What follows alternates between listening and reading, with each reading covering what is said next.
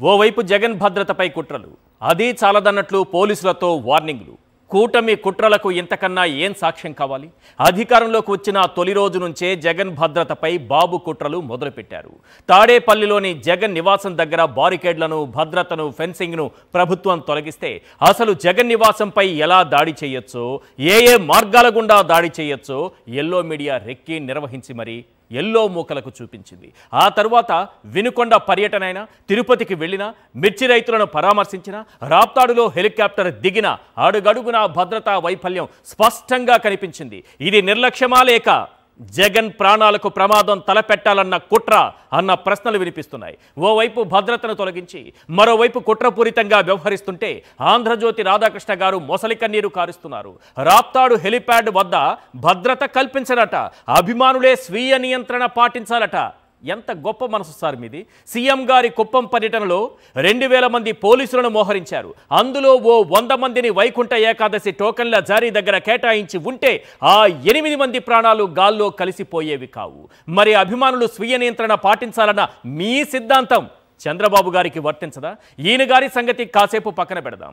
Ramagiri SI Sudhakar Yadav గారట ఏకంగా మాజీ ముఖ్యమంత్రికే warning ఇచ్చి పడేశారు. తప్పు చేసిన అధికారులను వదిలిపెట్టేది లేదని జగన్ అంటే మా బట్టలు ఉడదీయడానికి ఇదేమైనా అరటిపండు తొక్క అంటూ పోలీస్ స్టోరీలో సాయి కుమార్ల ఓ తెగ ఫైర్ అయిపోయారు.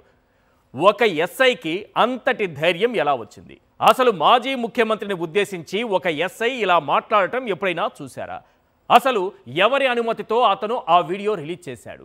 ఎంపీపీ ఎన్నిక నుంచి లింగమయ్య మర్డర్ వరకు, హంతకులపై కేసు నుంచి సాక్షుల వరకు సార్ గారు వ్యవహరించిన తీరు ఏంటో కాసేపట్లో క్లియర్గా మాట్లాడుకుందాం. అంతకంటే ముందు జగన్ భద్రతపై కూటమి ప్రభుత్వం చేస్తున్నటువంటి కుట్రలకు సంబంధించి పక్కా ఆధారాలున్న విజువల్స్ ఇప్పుడు మీకు చూపించబోతున్నాం. ఒక్కసారి మనం స్క్రీన్ పైన చూద్దాం. అనేక సందర్భాలలో ఏం జరిగిందనేది స్పష్టంగా మనకు అర్థమవుతుంది. జగన్మోహన్ రెడ్డి గారు ఓడిపోయిన ఆ ప్రభుత్వం దిగిపోయిన నాటి నుంచి ఇంటి దగ్గర చేసిన కుట్రల దగ్గర నుంచి వివిధ సందర్భాల్లో ఏ రకంగా కుట్రలు చేశారు. ఒకటి 19/7/2024 వినుకొండ రషీద్ అనే వైఎస్ఆర్సీపీకి సంబంధించినటువంటి కార్యకర్తను నడి రోడ్డు పైన నరికి చంపితే ఆ కుటుంబాన్ని పరామర్శించడానికి వెళుతున్న సందర్భంలో జగన్మోహన్ రెడ్డి గారికి ఇచ్చినటువంటి డొక్కు డొల్ల కాన్వాయ్. ఇక తిరుపతి 8 మందిని తొక్కి చంపితే మన నిర్లక్ష్యంతో మనం ఆ భక్తుల్ని, బాధితుల్ని పరామర్శించడానికి జగన్మోహన్ రెడ్డి గారు వెళ్తే అక్కడ లారీలు అడ్డుపెట్టినటువంటి దృశ్యాలకు సంబంధించింది. ఇది తిరుపతిలో 9/1/2025 తిరుచానూరు సమీపంలో జరిగినటువంటి ఘటన. ఏది ఆయనకు భద్రత లేకుండా చేసి లారీలు అడ్డుపెట్టి రోడ్డుపై నడిపించారు. తరువాత గుంటూరు మిర్చి యార్డ్ రైతులను పరామర్శించడానికి, మిర్చి రైతులను పరామర్శించడానికి వెళ్ళినటువంటి సందర్భంలోనిది 19/2/2025. ఇక రాప్తాడు గురించి నిన్నంతా చూసాం మనం. హెలిప్యాడ్ దగ్గర కనీస భద్రత లేదు. కనీస భద్రత కల్పించినటువంటి పరిస్థితులు కనిపించట్లేదు. ఎందుకంటే దాదాపు 1000 మంది పోలీసులను పెట్టాము జగన్ భద్రత కోసమని ఎస్పీ గారు చెప్తున్నారు. 100కు 100% నిజం. కానీ 900 మంది పోలీసులను కేవలం హైవేల మీద రహదారులను దిగ్బంధించడం కోసం వైఎస్ఆర్సీపీ అభిమానులు, జగన్ అభిమానులు ఎవరు కూడా ఆ ప్రాంతానికి రాకుండా కట్టడి చేయడానికే 900 మంది పోలీసులను ఉపయోగించి ఎవరైతే హత్య చేశారో ఆ కుటుంబానికి రక్షణ కల్పించడానికి, హత్య చేసినటువంటి వారికి రక్షణ కల్పించడానికి 70 నుంచి 80 మంది పోలీసులను మోహరించి కేవలం హెలీప్యాడ్ దగ్గర 25 నుంచి 30 మందిని కేటాయించారు సార్. ఆ దృశ్యాలు చూస్తే జరగరానిది ఏదైనా జరిగితే ఎవరు సమాధానం చెప్పాలి? స్వీయ నియంత్రణ పాటించాలని మన రాధాకృష్ణ గారు చెప్తున్నారు.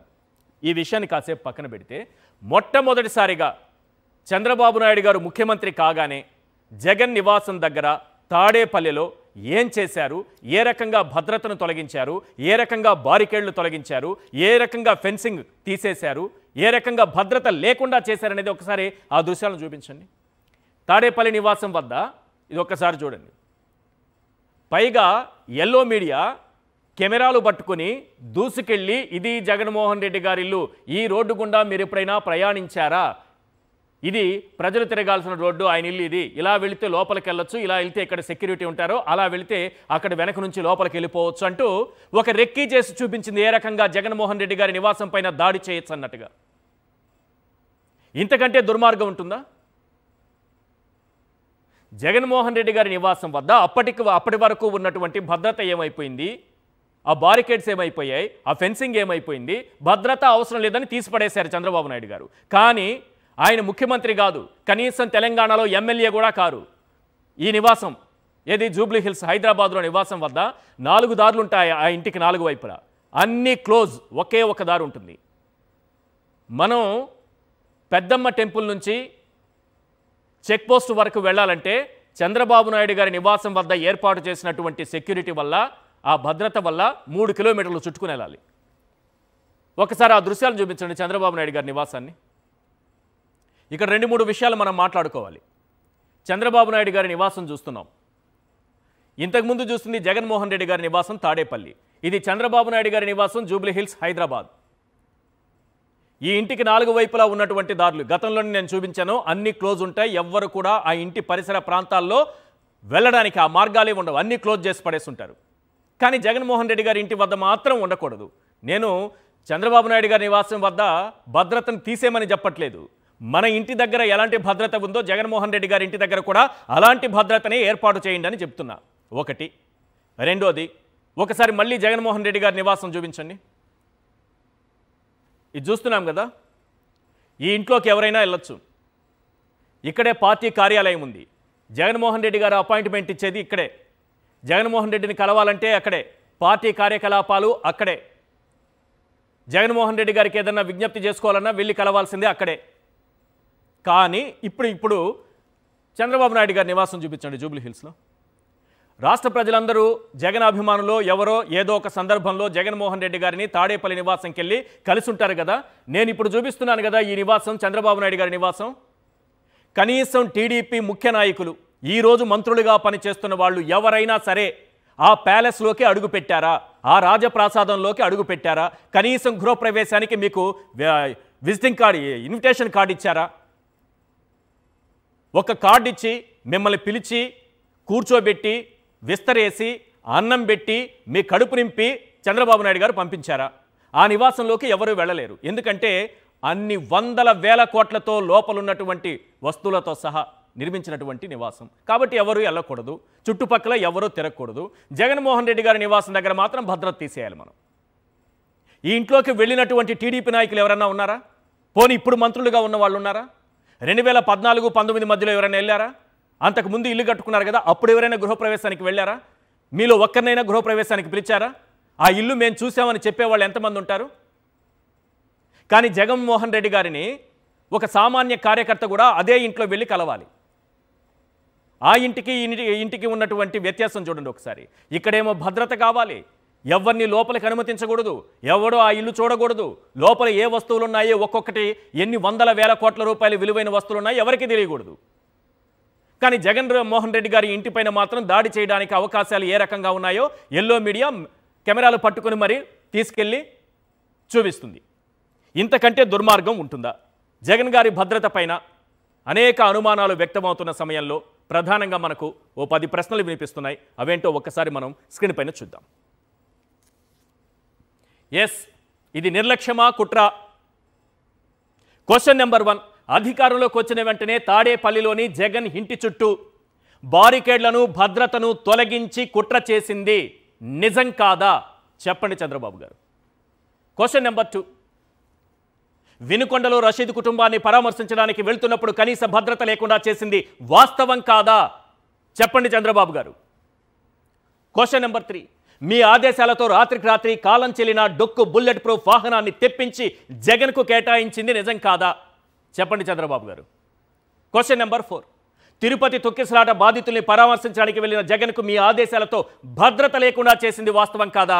చెప్పండి చంద్రబాబు గారు. Question number 5. తిరుచానూరు సమీపంలో జగన్ కాన్వాయ్కు లారీలో అడ్డంగా పెట్టి ఆయన కారు దిగి నడిచి వెళ్లేలా చేసింది నిజం కాదా? చెప్పండి చంద్రబాబు గారు. Question number 6.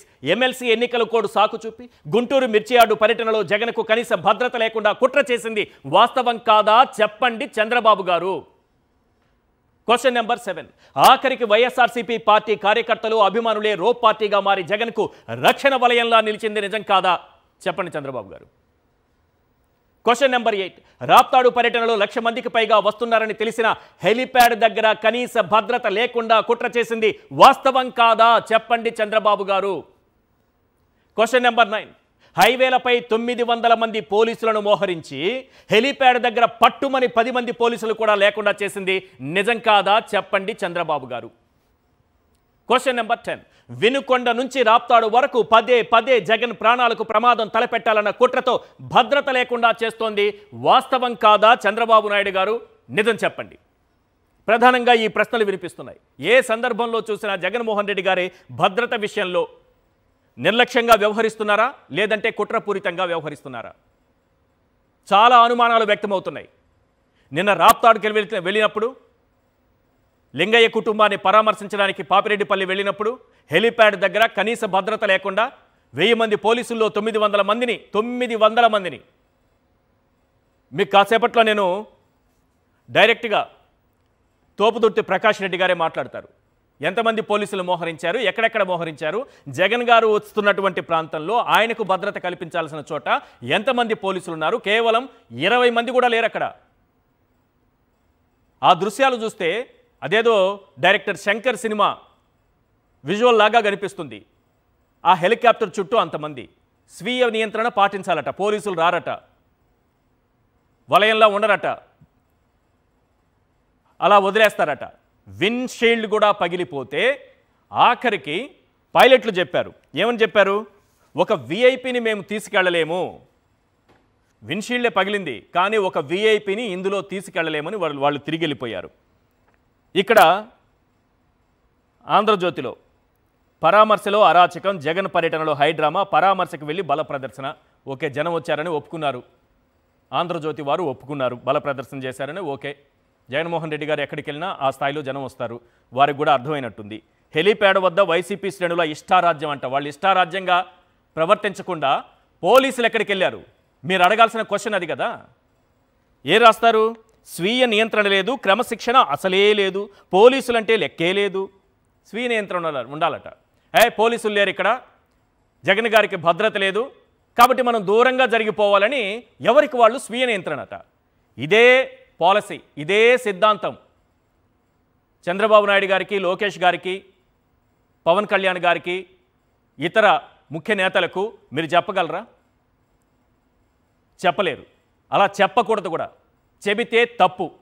కనీస పరిజ్ఞానం ఉన్నవాళ్ళు ఎవరూ చెప్పరు. భద్రత కల్పించాల్సిందే అంటారు. చంద్రబాబు నాయుడు గారికి భద్రత కావాల్సిందే, లోకేష్ గారికి కావాల్సిందే, పవన్ కళ్యాణ్ గారికి కావాల్సిందే, అందరికీ భద్రత కావాల్సిందే. ఒక జగన్మోహన్ రెడ్డి గారి విషయం వచ్చేటప్పటికి మనం మొత్తం భద్రత తొలగించి, ఒకటి ఆయన పర్యటన అడ్డుకునే కుట్రైనా చేయాలి, లేదా ఆయన ప్రాణాలకు ఏదైనా ప్రమాదమైనా తలపెట్టాలి. అదే జరిగితే రాజకీయంగా మనకు తెలుసు కదా ఏం జరుగుతుందనేది.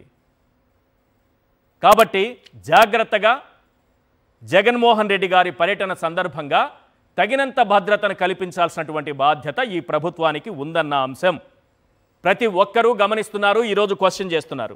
రైట్, అసలు పోలీసుల వ్యవహార శైలి, ఈ పోలీసుల వ్యవహార శైలి పైన నిన్న జగన్మోహన్ రెడ్డి గారు ఏం మాట్లాడారు? ఈరోజు రామగిరి ఎస్ఐ సుధాకర్ యాదవ్ గారు, అలాగే పోలీస్ అధికారుల సంఘం కూడా రియాక్ట్ అయింది.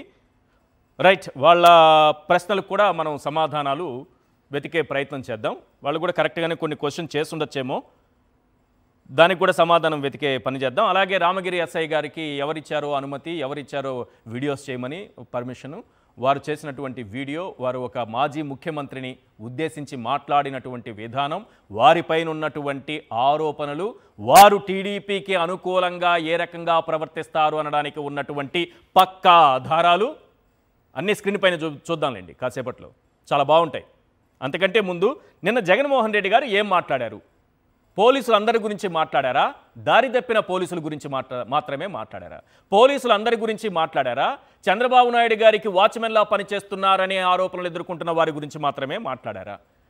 జగన్మోహన్ రెడ్డి గారు పోలీసు వ్యవస్థను మొత్తం అన్నారా? తప్పు చేస్తున్నటువంటి పోలీసులు, చట్ట ప్రకారం నడుచుకున్నటువంటి పోలీసులను ఉద్దేశించి మాత్రమే అన్నారా? మొత్తం అందరినీ ఉద్దేశించి ఆయన అనలేదు. అందరికీ ఇవి ఆపాదించేవి కావు. అయినా సరే పోలీస్ అధికారుల సంఘం రెస్పాండ్ అయింది. కానీ ఒక్కసారి జగన్మోహన్ రెడ్డి గారు ఏమన్నారనేది మరొకసారి విందాం ప్లీజ్.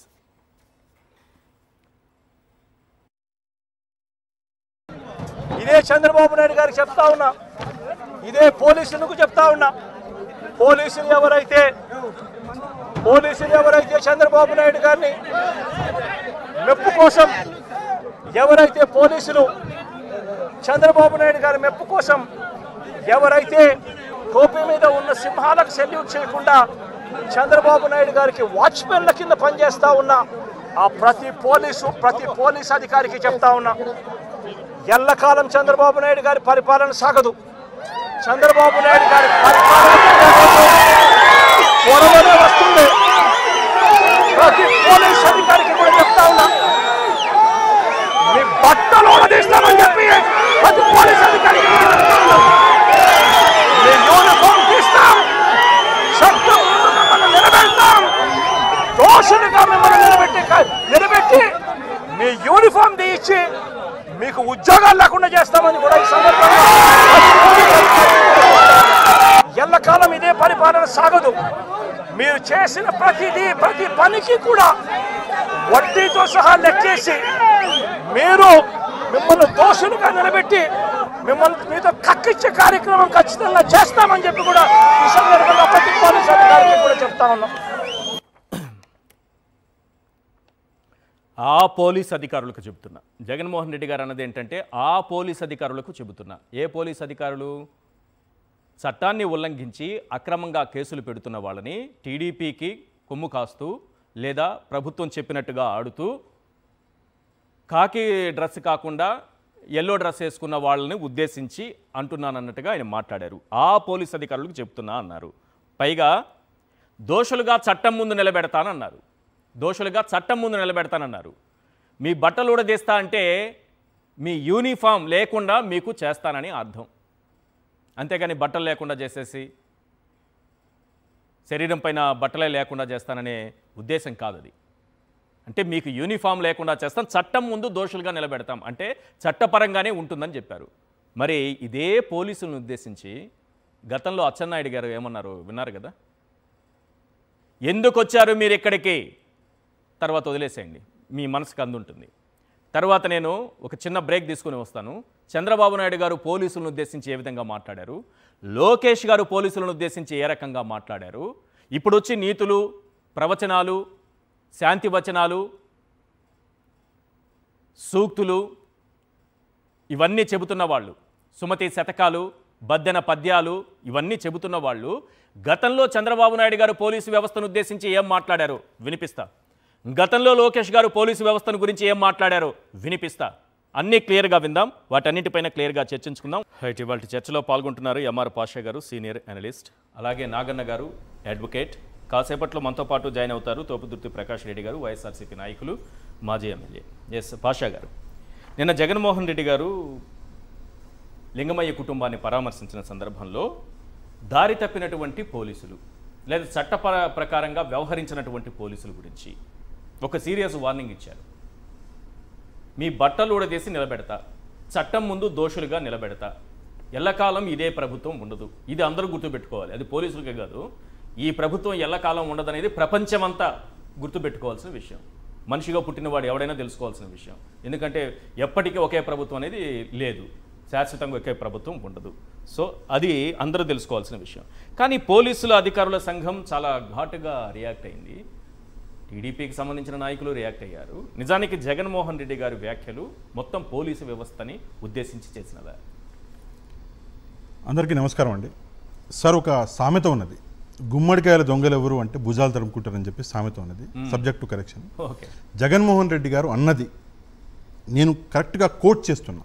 ఆయన అన్న వర్డ్స్ చంద్రబాబు గారి మెప్పు కోసం చంద్రబాబు నాయుడు గారి దగ్గర వాచ్మెన్గా ఉన్న వాళ్ళు అందరినీ చట్టం ముందు నిలబెడతాము, యూనిఫామ్ తీసేసి బట్టలు ఇప్పదీసి అంటే నిలబెడతాము. ఆయన మన జగన్మోహన్ రెడ్డి గారు చెప్పింది ఒక్కొక్క విషయాన్ని నేను కోట్ చేసిన. ఎవరిని అన్నాడు జగన్మోహన్ రెడ్డి గారు అంటే, ఎవరైతే చంద్రబాబు నాయుడు గారి దగ్గర వాచ్మెన్లుగా ఉన్నారో, ఆయన మెప్పు కోసం ప్రయత్నిస్తున్నారో వాళ్ళని అన్నాడు. మరి వీళ్ళు ఎందుకు రియాక్ట్ అవుతున్నారు? వీళ్ళు కూడా అదే పని చేస్తున్నారా? ఈ ప్రశ్నకి సమాధానం అనేది చెప్పాలి. అన్నది వాళ్ళని, మీరెందుకు రియాక్ట్ అవుతున్నారు? ఈ విషయం మీద సమాధానం అంటే మొత్తం పోలీస్ వ్యవస్థను అనుకున్నారా, వాళ్ళని మాత్రమే అనుకున్నారా, వాళ్ళ కోసం వీళ్ళు వచ్చారా ఏంటి? ఒక సాధారణ వ్యక్తి మాట్లాడుతుంటే దానికి హద్దులు ఉండాలి అన్న అది లేదు, కానీ పోలీస్ ఆఫీసర్ మాట్లాడితే చూసి ఒక్కొక్క విషయాన్ని నిర్ధారించుకుని మాట్లాడాలి. జగన్మోహన్ రెడ్డి గారు చెప్పిన ఒక్కొక్క విషయాన్ని మీరు కరెక్ట్గా చూస్తే ఆయన క్లియర్గా చెప్పాడు, చంద్రబాబు నాయుడు గారి దగ్గర ఎవరైతే వాచ్మెన్లుగా ఉన్నారో మెప్పు కోసం ప్రయత్నిస్తున్నారో వాళ్ళందరినీ అన్నాడు. ఎవరు? జగన్మోహన్ రెడ్డి గారు. దాన్ని మొత్తానికి మార్చేసి ఈరోజు సుధాకర్ యాదవ్ గారంట, ఆయన ఒక ఎస్ఐగా ఉన్నారు సార్. ఆయనకి రాజకీయ కాంక్షలు ఉండొచ్చు, తప్పులేదు, ఎవరైనా రాజకీయాల్లోకి రావాలి, నాకు కూడా ఉంది ముఖ్యమంత్రి అవ్వాలని, అందరికీ ఉంటుంది. కానీ మీరు ఒక పోలీస్ యూనిఫామ్ వేసుకున్నారు, పోలీస్ యూనిఫామ్లో ఉండి మీరు టీడీపీకి ఈరోజు మీరు చేస్తున్నటువంటి జపం ఏదైతే ఉందో సోషల్ మీడియాలో పొద్దుటి నుంచి నాకు అసలు అవుతలేవు మెసేజ్లు, ఈయన ఫోటోలు వస్తున్నాయి, ఈయన టీడీపీకి ఎంత దగ్గరవాడో, టీడీపీ నాయకులతో ఎంత దగ్గర సంబంధాలు ఉన్నాయో ఇవే, ఈ ఫోటోలే ఇంత బాగా వస్తున్నాయి ఇక్కడ మీరు చూడొచ్చు. అదే కాకుండా ఈయన కాకి వదిలేసి కద్దరేయబోతున్నాడు అని కూడా ఒక సర్క్యులేషన్ అనేది జరిగింది. మొత్తం ఎవరిని వదలలేదు, మొత్తం అందరి నాయకులతో మంచి సంబంధాలు ఉన్నాయి. గౌరవనీయులు హోంమంత్రి గారు ప్రస్తుతం అనిత గారితో కూడా ఫోటో ఉంది, లోకేష్ గారితో చూడండి, లోకేష్ గారితో కూడా ఫోటో ఉంది, అందరి నాయకులు ఉన్నారు. పరిటాల శ్రీరామ్ ఈయన ఈరోజు రాజకీయాల్లోకి దిగాలి అన్న ఒక ఆకాంక్షలు కూడా ఉన్నాయి అటువైపు. సో అది ఉండడం తప్పు కాదు, నేను తప్పంటలే, కానీ మీరు యూనిఫామ్ అన్నది తీసేసి రెసిగ్నేషన్ చేసి రండి రాజకీయాల్లోకి, వెల్కమ్, అందరు రావాలి, రాజకీయాలు బాగుపడాలి. అందులో ఎట్లా మీరు ఎడ్యుకేటెడ్, మీరు కష్టపడి చదువుకుని యూనిఫామ్ వేసుకున్నారు, మీరు అన్నారు కదా, మరి అట్లాంటప్పుడు పోలీస్ మాన్యువల్లో ఎక్కడుంది ఒక పార్టీకి మీరు మద్దతుగా ఉండాలని, ఇంకో పార్టీని విమర్శించాలని ఎక్కడ ఉందా పోలీస్ మాన్యువల్లో? దీనికి సమాధానం చెప్పాలి. రెండోది పోలీసు అధికారుల సంఘం, భవానీ గారంట ఒక లేడీ మాట్లాడారు, ఆమె ఆఫీసర్, ఆమె ఏం ర్యాంక్ ఆఫీసర్ నాకు తెలియదు, ఆమె మాట్లాడుకుంటూ ఒక విషయం చెప్పారు, ఆడవాళ్ళందరినీ అన్నారు, మా డిపార్ట్మెంట్లో ఆడవాళ్ళందరినీ బట్టలు ఇప్పేసి అని చెప్పేసి ఆడవాళ్ళకి వ్యతిరేకంగా, అంటే కొంచెం ఆమె వేరే సెంటిమెంటల్ యాంగిల్ వైపు వెళ్ళారు. నేను ఆమెకు ఒకటే విషయం చెప్తా, ఇక్కడ జగన్మోహన్ రెడ్డి గారు క్లియర్గా చెప్పారు, మెప్పు కోసం ఎవరైతే ప్రయత్నిస్తున్నారో, ఎవరైతే వాచ్మెన్ గా ఉన్నారో వాళ్ళని అని చెప్పేసి ఇక్కడ చెప్పారు. ఇక్కడ ఆడవాళ్ళకి అసలు సంబంధమే లేదు ఈ విషయాన్ని. దీన్ని మొత్తానికి వేరే వైపు డైవర్ట్ చేయడానికి ఒక డైవర్జన్ పాలిటిక్స్ చేస్తున్నారు. ఇంకోటి ఎస్పీ గారు, గౌరవనీయులు రత్న గారు, మేడం ఎస్పీ గారు చాలా కష్టపడి, అంటే ఆమె గురించి తెలుసు నాకు, ఆమె కూడా ఒక మాట అన్నారు, యూనిఫామ్ అన్నది మేము కష్టపడి వేసుకున్నామని చెప్పేసి. యూనిఫామ్ గురించి ఎక్కడ తప్పుగా మాట్లాడలేదు జగన్మోహన్ రెడ్డి గారు. ఆయన అన్నది ఏంటి అంటే, పాలిటిక్స్లో ఎవరైతే చంద్రబాబు నాయుడు గారికి ఒక్క ముక్కలో చెప్పాలంటే ఊడిగం చేస్తున్న వాళ్ళ గురించి మాట్లాడిండు, అంతేకాని నార్మల్ పోలీస్ డిపార్ట్మెంట్ గురించి ఎప్పుడు కూడా అమర్యాదగా జగన్మోహన్ రెడ్డి గారు మాట్లాడినటువంటి అసలు దాఖలాలే లేవు. ఎక్కడైనా ఉంటే నాకు చూపించండి. ఎంత ఘోరమో అంటే సార్, ఈరోజు ఇంత బాధపడుతూ భవానీ గారు ఎవరైతే ఉన్నారో పోలీసు అధికారుల సంఘం నుంచి మాట్లాడారో, నేను ఆ మేడంని ఒక విషయం అడుగుతా. ఈరోజు ఆంధ్రప్రదేశ్లో రోజుకి 70 కేసులు నమోదవుతున్నాయి ఆడవాళ్ళ మీద అఘాయిత్యం. ఎప్పుడన్నా మాట్లాడారా? రోజుకి 70. ఇది ఈ డేటా ఎక్కడిది? అసెంబ్లీలో చెప్పిన డేటా. ఎవరు చెప్పారు? అది కూడా గవర్నమెంట్ చెప్పిన డేటా. గవర్నమెంట్ చెప్పిన డేటా, అసెంబ్లీలో అసెంబ్లీ సాక్షిగా చెప్పిన డేటా. 70 మంది మహిళలపైన అఘాయిత్యాలు రోజుకి. ఈ ప్రభుత్వం వచ్చాక జూన్ నుంచి జనవరి వరకు 16,809 అఘాయిత్యాల కేసులు నమోదైనాయి. 16,809, అది కూడా జూన్ నుంచి జనవరి వరకు. జనవరి నుంచి ఇప్పుడు ఏప్రిల్ వరకు తీసుకోవాలి, అది ఇంకా డేటా రాలా. ఆ డేటా వస్తే 70 కాకుండా 90 అవుతాయేమో. అదే 16,809 కేసులు నమోదైతే మేడం భవానీ గారు, పోలీసుల ఎవరైతే మన అధికారుల సంఘం ఎప్పుడు కూడా బయటకు వచ్చి అరే ఇట్లా జరుగుతుంది ఆడవాళ్ళకి మహిళలకి అని చెప్పేసి చెప్పలేదు. మీ పని సమాజం కోసం పనిచేయడము, మీ పని ప్రజల కోసం పనిచేయడం, అది మానేసి ఈరోజు అది ఒక సామెత ఉన్నది, మొత్తం చెప్పండి, సగమే చెప్తా, అది గాలికి పోయే కంపెనీ ఏదో అంటారు కదా, ఆ పరిస్థితులు ప్రస్తుతం కనిపిస్తున్నాయి. సంబంధం ఏముందండి రాజకీయాల్లోకి? సరే మీరు చెప్పారు, ఓకే, మీకు నిజంగానే హర్ట్ అయ్యారు మీరు, మరి ఈ పని చంద్రబాబు నాయుడు గారు చెప్పినప్పుడు మీకు ఎందుకని చెప్పేసి మీరు హర్ట్ అవ్వలేదు? ఈ సుధాకర్ గారు ఎవరైతే ఉన్నారో ఎస్ఐ గారు, మీరు నిజంగా కష్టపడి సంపాదించి యూనిఫామ్ వేసుకున్నారు. చంద్రబాబు నాయుడు గారు యూనిఫామ్ గురించి ఎంత నీచంగా మాట్లాడినట్టు మీరు ఇప్పుడు వీడియో ప్లే చేస్తారు కదా, ఒకసారి ప్లే చేయండి. అందులో ఎంత నీచంగా మాట్లాడితే సుధాకర్ యాదవ్ గారు ఎక్కడున్నారు అప్పుడు? ఎందుకు మాట్లాడలేదు? మన లోకేష్ గారు ఒక తిట్టిండు అక్కడెక్కడ అసెంబ్లీలో పోలీసు ఆయన పట్టుకొని, అప్పుడు అడిగిపోయారు. భవానీ గారు ఎవరైతే ఉన్నారో పోలీసు అధికారుల సంఘం చంద్రబాబు నాయుడు గారి మీద రియాక్ట్ అయినప్పుడు ఆమె రియాక్ట్ ఎందుకు అవ్వలేదు? లోకేష్ గారి మీద ఎందుకు అవ్వలేదు? అచ్చెన్నాయుడు గారు సార్ ఆ తిట్టాలంటే గలీజ్గా ఉంది, అంటే అనాలన్నా గలీజ్గా ఉంది. అప్పుడు రాలేదా అప్పుడు పౌరుషాలు రాలేదే. ఈ రోజు అందరికీ పౌరుషాలు. చంద్రబాబు నాయుడు గారు దూషించినప్పుడు ఆఖరికి డీజీపీకి మతాన్ని ఆపాదించిన ఏకైక ముఖ్యమంత్రి నాకు తెలుసు. అదే అంటున్నాను, ఏకైక మాజీ ముఖ్యమంత్రి. ఇప్పుడు ఒక ఎస్పీని పట్టుకొని ఎస్పీ అని చెప్పేసి మాట్లాడుకుంటూ పేరు పలుకుంటూ రెడ్ బుక్ లో చూపించారు లోకేష్ గారు, పేరు పెడుతున్నారు రెడ్ బుక్ లోని ఎస్పీని.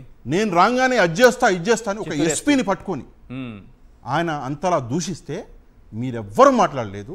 ఈ రోజు మాత్రం జగన్మోహన్ రెడ్డి గారు ఎందుకన్నాడు? జగన్మోహన్ రెడ్డి గారు అంటే ఒక కార్యకర్త, ఒక పేద వ్యక్తి కురుబ లింగయ్య గారు ఆయనను చంపేస్తే చంపడానికి 1 రోజు 2 రోజులు 3 రోజుల ముందు ఏం జరిగిందో కూడా చెప్పారు జగన్మోహన్ రెడ్డి గారు. పోలీసులు తలుచుకుని ఉంటే ఆ మర్డర్ని ఆపగలిగేవారు, కానీ పోలీసులు ఆపలేదు అన్న ఒక కోపంతో నిజంగా జగన్మోహన్ రెడ్డి గారి ప్రాణాలకు హాని కల్పించారు లేదా హెలికాప్టర్ని అడ్జేశారని చెప్పేసి ఆయన ఇప్పుడు ఆలోచించే వ్యక్తిత్వం కాదు జగన్మోహన్ రెడ్డి గారిది. ఆయన తన కార్యకర్త కోసం ఆలోచించారు. ఆ కోపం ఆయన కోసం ఆయన కోసం రాదు కూడా. మీరు ఒక సింపుల్ విషయం నిన్న ఏం జరిగిందన్నది సరే ఆ టాపిక్లోకి వద్దాము. సింపుల్గా ఇప్పుడు పోలీస్ డిపార్ట్మెంట్ గురించి మాట్లాడుతున్నాం కాబట్టి ఒకటే విషయం చెప్తున్నాను నేను, డెఫినెట్గా యాక్షన్ తీసుకోవాలి అంటే అందరి మీద తీసుకోండి. చంద్రబాబు నాయుడు గారి మీద ఫస్ట్ తీసుకోవాలి, 1 కాదు 4-5 సార్లు అన్నాడు ఆయన. లోకేష్ గారి మీద తీసుకోండి, మన అచ్చెన్నాయుడు గారి మీద తీసుకోండి. ఇలా చాలా మంది ఉన్నారు సార్, టీడీపీలో అన్నోళ్ళు చాలా మంది ఉన్నారు. ఈ రోజు జగన్మోహన్ రెడ్డి గారు ఒక్క మాట అంటే నిన్నటి నుంచి ఈ రోజు వరకు పోలీసులు అది ఎవరినన్నారనేది చాలా ఇంపార్టెంట్. ఎందుకు వీళ్ళందరూ ఇబ్బంది పడుతున్నారో అర్థం కావట్లేదు. ఎవరినన్నారు జగన్మోహన్ రెడ్డి గారు? కేవలం దారి తప్పిన వాళ్ళు. మీరు దారి తప్పారా చెప్పండి, లేకపోతే ఇప్పుడు అదే కదా ప్రశ్న. ఇప్పుడు ఇష్యూ అదే అవుతుంది సార్. రైట్, నేను ఇందాక చెప్పాను కదా మీరు అన్నారు కాబట్టి సార్ ఒక్కసారి నేను వినిపించే ప్రయత్నం చేస్తాను. చంద్రబాబు నాయుడు గారు పోలీసుల గురించి ఏం మాట్లాడారనేది ఒక్కసారి వినిపిస్తాను.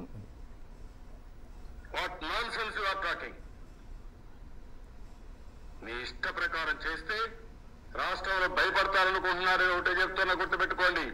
ప్రతి ఒక్కరూ ఎవరైతే టెయింటెడ్ ఆఫీసర్స్ ఉన్నారో వాళ్ళని హెచ్చరిస్తున్నా, వార్నింగ్ ఇస్తున్నా.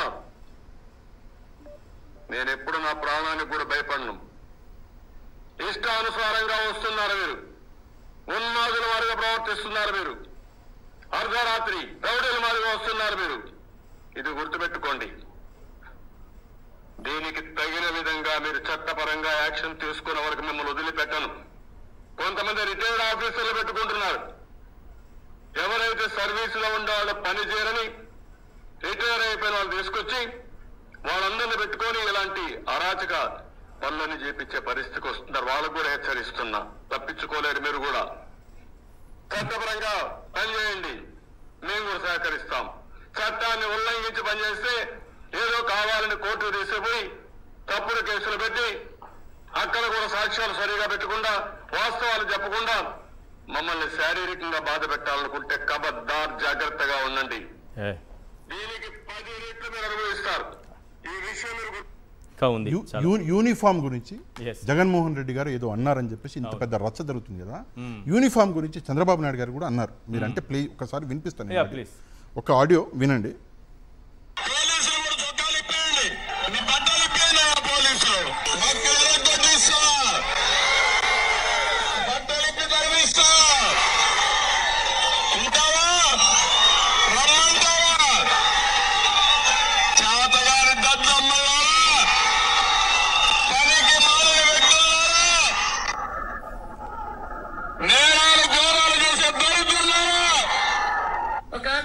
చేతగాని వ్యక్తుల్లారా, నేరాలు ఘోరాలు చేసే దరిద్రుల్లారా అని చెప్పేసి ఎంతలా దూషించండి చంద్రబాబు నాయుడు గారు పోలీసులు అని అంటే ఎప్పుడు కూడా ధైర్యం చేయలేదు.